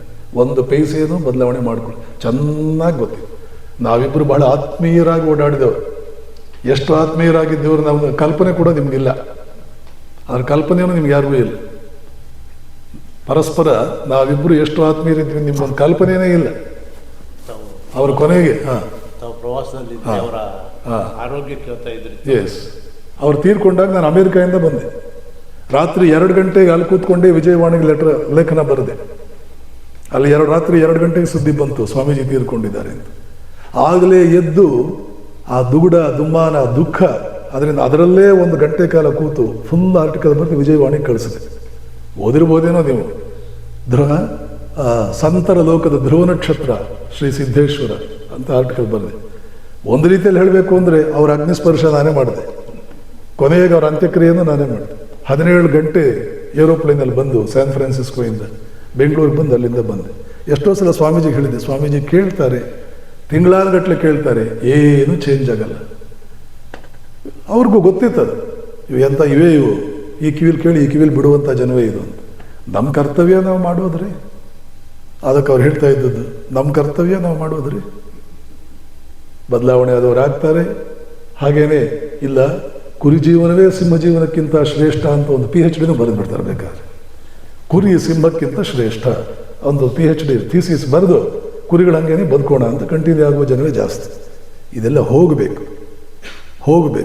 ಒಂದು ಕಡೆ ಬಂದು ಕೂತರೆ ಸಭೆಯಲ್ಲಿ ಕುಳಿತುಕೊಳ್ಳುವ ಯೋಗ್ಯತೆ ಇರಬೇಕು ಅಂದರೆ ಆ ಯೋಗ್ಯತೆಗೆ ಸಭ್ಯತೆ ಅಂತ ಹೆಸರು. ಪಬ್ಲಿಕ್ಗೆ ಬೀದಿಗೆ ಬಂದರೆ ಯಾರಂದ್ರೆ ಅವ್ರು ಬೀದಿಗೆ ಬರಬಾರದು. ವಿವೇಕಾನಂದ ಹೇಳ್ತಾರೆ, ಬೆಳಗ್ಗೆ ಕನ್ನಡಿಯಲ್ಲಿ ನಿನ್ನ ಮುಖ ನೋಡ್ಕೋ, ಹೊರಗಡೆ ಹೋಗುವುದಕ್ಕೆ ಯೋಗ್ಯನಾಗಿದೆಯಾ ಅಂತ ಅಂದ್ಕೊಂಡ್ರೆ ಹೊರಗಡೆ ಹೋಗು, ಇಲ್ಲ ರೂಮ್ನಲ್ಲಿ ಕೂತ್ಕೋ. ಎಷ್ಟೋ ಜನ ಹೊರಗಡೆ ಹೋಗೋದಕ್ಕೆ ಯೋಗ್ಯರಲ್ಲ. ಯಾಕೆ? ದನ. ಬೀದಿ ತುಂಬ ದನ ಬಂದ್ಬಿಟ್ರೆ ಬೀದಿ ಏನಾಗುತ್ತೆ? ಒಂದು 2 ವೀಲರ್ ಅಂತ ಬರುತ್ತೆ, ರೋಡ್ ಮಧ್ಯೆ ಹೋಗ್ತಾ ಇರ್ತಾನೆ. ಇಲ್ಲಿಂದ ನೀವು ಆಲ್ಮಟ್ಟಿಗೆ ಹೋಗ್ರಿ, ಒಂದು ಕಾರಲ್ಲಿ ಹೋಗ್ರಿ, ಒಂದು 10 2 ವೀಲರ್ ಬರುತ್ತೆ, 9 ಟೂ ವೀಲರ್ ರೋಡ್ ಮಧ್ಯೆ ಹೋಗ್ತಿರ್ತಾನೆ. ಆ ಅವಿವೇಕಿಗೆ ರೋಡ್ ಲೆಫ್ಟಿಗೆ ಹೋಗಬೇಕು, ಹಿಂದ್ಗಡೆ ಬರೋ 4 ವೀಲರ್ಸ್ಗೆಲ್ಲ ರೋಡ್ ಬಿಡಬೇಕು ಅಂತ ಗೊತ್ತಿಲ್ಲ. ಅವನು ಓದಿರ್ತಾನೆ, ಅವನಿಗೆ 2 ಲಕ್ಷ ರೂಪಾಯಿ ಸಂಬಳ ಇರುತ್ತೆ, ಅವನೊಂದು ಇಂಜಿನಿಯರಿಂಗು ಒಂದೇನು ಮಾಡಿರ್ತಾನೆ. ಈ ಟೂ ವೀಲರ್ ಅನ್ನುವಂಥವ್ರು ನೋಡಿದ್ರೇ ಅದಕ್ಕೆ ಬ್ಯಾನ್ ಮಾಡಬೇಕು, ಏನಾದರೂ ಮಾಡಿ ಈ ಟೂ ವೀಲರ್ನೇ ಬ್ಯಾನ್ ಮಾಡಿಬಿಟ್ರೆ ಹಾಗೆ ಅಷ್ಟರ ಮಟ್ಟಿಗೆ nuisance, they are road nuisance. ಓದಿರ್ತಾರೆ, ಆದರೂ ಕೂಡ ದೊಡ್ಡ ದನ ಇದ್ದ ಹಾಗೆ ಇರ್ತಾರೆ. ಯಾಕೆ? ಸೆನ್ಸ್ ಇಲ್ಲ, ಪ್ರಜ್ಞೆ ಇಲ್ಲ. Sensibilities, traffic sensibilities, economic sensibilities, cultural sensibilities, social sensibilities ಇದಿಲ್ಲ. ಅದು ಹೇಗೋ ಒಂದು ಡಿಗ್ರಿ, ಆ ಡಿಗ್ರಿ ಕೊಟ್ಟವನು ಅವನೇ. ಈ ಕಡೆ ತಂದೆ ತಾಯಿಯಂದರು ಮಕ್ಕಳನ್ನ ಹೇಗೆ ಜನ್ಮ ಕೊಡಬೇಕು ಮಕ್ಕಳಿಗೆ, ಇದೆಲ್ಲ ಇದೆ ಇಂಡಿಯಾದಲ್ಲಿ. ಗರ್ಭಿಣಿಯಾಗಿದ್ದಾಗ 9 ತಿಂಗಳು ಹೇಗೆ ಬದುಕಬೇಕು ಅಂತ ಒಂದು ಸೈನ್ಸ್ ಇದೆ ಇಂಡಿಯಾದಲ್ಲಿ. ಯದ್ವಾ ಬದುಕಿದ್ರೆ ಇಂಥವೇ ಹುಟ್ಟೋದು, ಇವೆಲ್ಲ ಹಾಗೆ ಹುಟ್ಟಿರೋವೇ. ಇದು ಯಾವುದೂ ಗೊತ್ತಿಲ್ಲ, ಏನೇನೇನೇನೂ ಗೊತ್ತಿಲ್ಲ, ಏನೂ ಗೊತ್ತಿಲ್ಲದೆ ಇರತಕ್ಕಂಥ 150 ಕೋಟಿ ಜನಗಳಂತೆ ಕಾಣ್ತಾ ಇರುವ ಮತ್ಯಾವುದೋ ಜೀವಿಗಳ ಒಂದು ದೊಡ್ಡ ದೇಶ. ಇಷ್ಟು ಹೋಪ್ಲೆಸ್ ಕ್ವಾಲಿಟಿ, ಹ್ಯೂಮನ್ ಕ್ವಾಲಿಟಿ ಪ್ರಪಂಚದ ಯಾವ ದೇಶದಲ್ಲೂ ಇಲ್ಲ. ಇಷ್ಟು ಲೋ ಹ್ಯೂಮನ್ ಕ್ವಾಲಿಟಿ ಪ್ರಪಂಚದ ಯಾವ ದೇಶದಲ್ಲೂ ಇಲ್ಲ.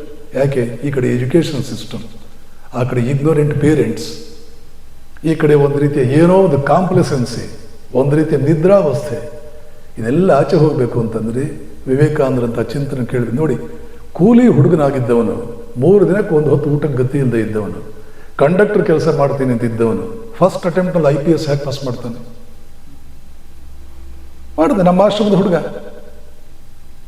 ನನ್ನ ಕಾಲು ಒತ್ತಿದ್ದಾನೆ, ನನ್ನ ಬಟ್ಟೆ ತೊಳೆದಿದ್ದಾನೆ, ನನಗೆ ಸ್ನಾನಕ್ಕೆ ನೀರಿಟ್ಟಿದ್ದಾನೆ, ನನ್ನ ರೂಮ್ ಒರೆಸಿದ್ದಾನೆ.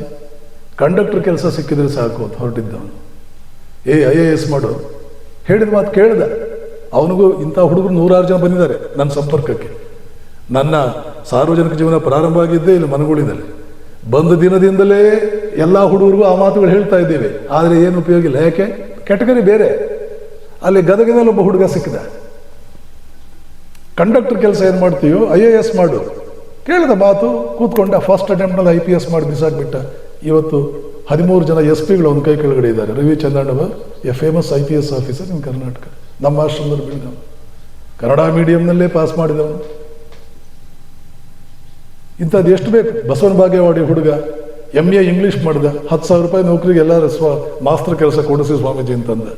ಚೆನ್ನಾಗಿ ಬೈದೆ. ವಿವೇಕಾನಂದ ಏನು ಹೇಳಿದಾರೋ ಪುಸ್ತಕ ಓದು. ಇವತ್ತು ಹಾರ್ವರ್ಡಲ್ಲಿ PhD ಸೆಲೆಕ್ಟ್ ಆಗಿದ್ದಾನೆ.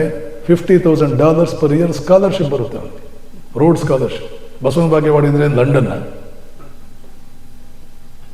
ಹುಡುಗರಿದ್ದಾರೆ, ಆ ಹುಡುಗರಿಗೆ ಸರಿಯಾಗಿ ಹೇಳೋರು ಬೇಕು, ಸರಿಯಾದ ಮಾರ್ಗದರ್ಶನ ಕೊಡೋರು ಬೇಕು. ತಂದೆ ತಾಯಿಯಂದರು ತಮಗೆ ಆ ಯೋಗ್ಯತೆ ಇಲ್ಲ ಅಂದರೆ ಯೋಗ್ಯತೆ ಇರೋ ಕಡೆ ಕಳಿಸ್ಬೇಕು. ವಿಶೇಷವಾಗಿ ವಿವೇಕಾನಂದರ ಚಿಂತನೆಗೆ ಹಚ್ಚಬೇಕು ಅವರನ್ನ.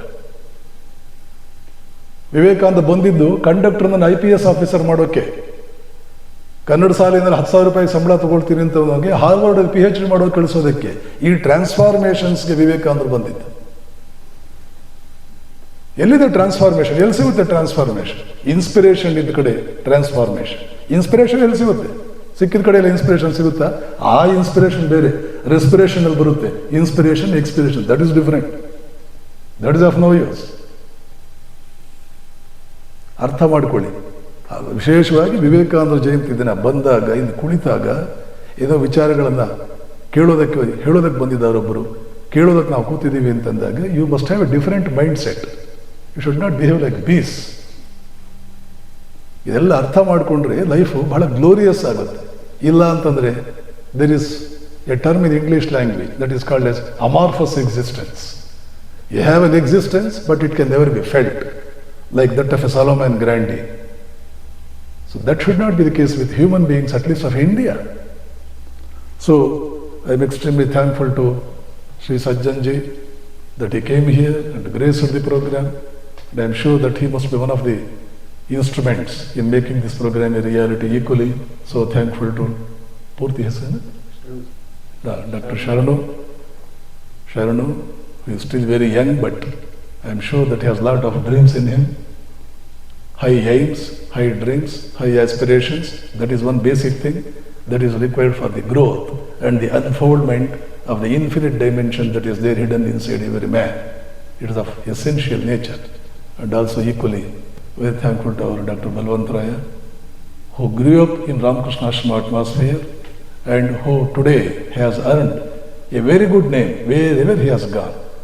He was in Ramakrishna institution. The Swamijis there, even today, they take his name. He was a student in Bidar Medical College. The college authorities, even today, they take his name. He was a student in SDM while doing his MS or MD in Dharwad, SDM Medical College. I know some of the very important people there. They all know him, and with lot of appreciation, admiration, they take his name. This is a Vivekananda follower. This is the nature of a Vivekanandist. Wherever he goes, he leaves a mark. Mark which is good, which is healthy, which is of positive nature, which is of glory, which is of goodness, which is of greatness.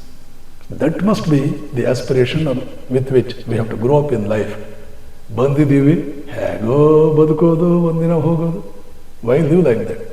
Better commit a suicide instead of living like that. We have come, we have taken up this human form, human birth. We should be up to the glory of that. We should be up to the expectations of it. We should be up to the potentiality that is hidden in that. Otherwise, as Shankaracharya used to say, having taken human birth, if you don't bring out the infinite dimension that is there in you, it is like a suicide only.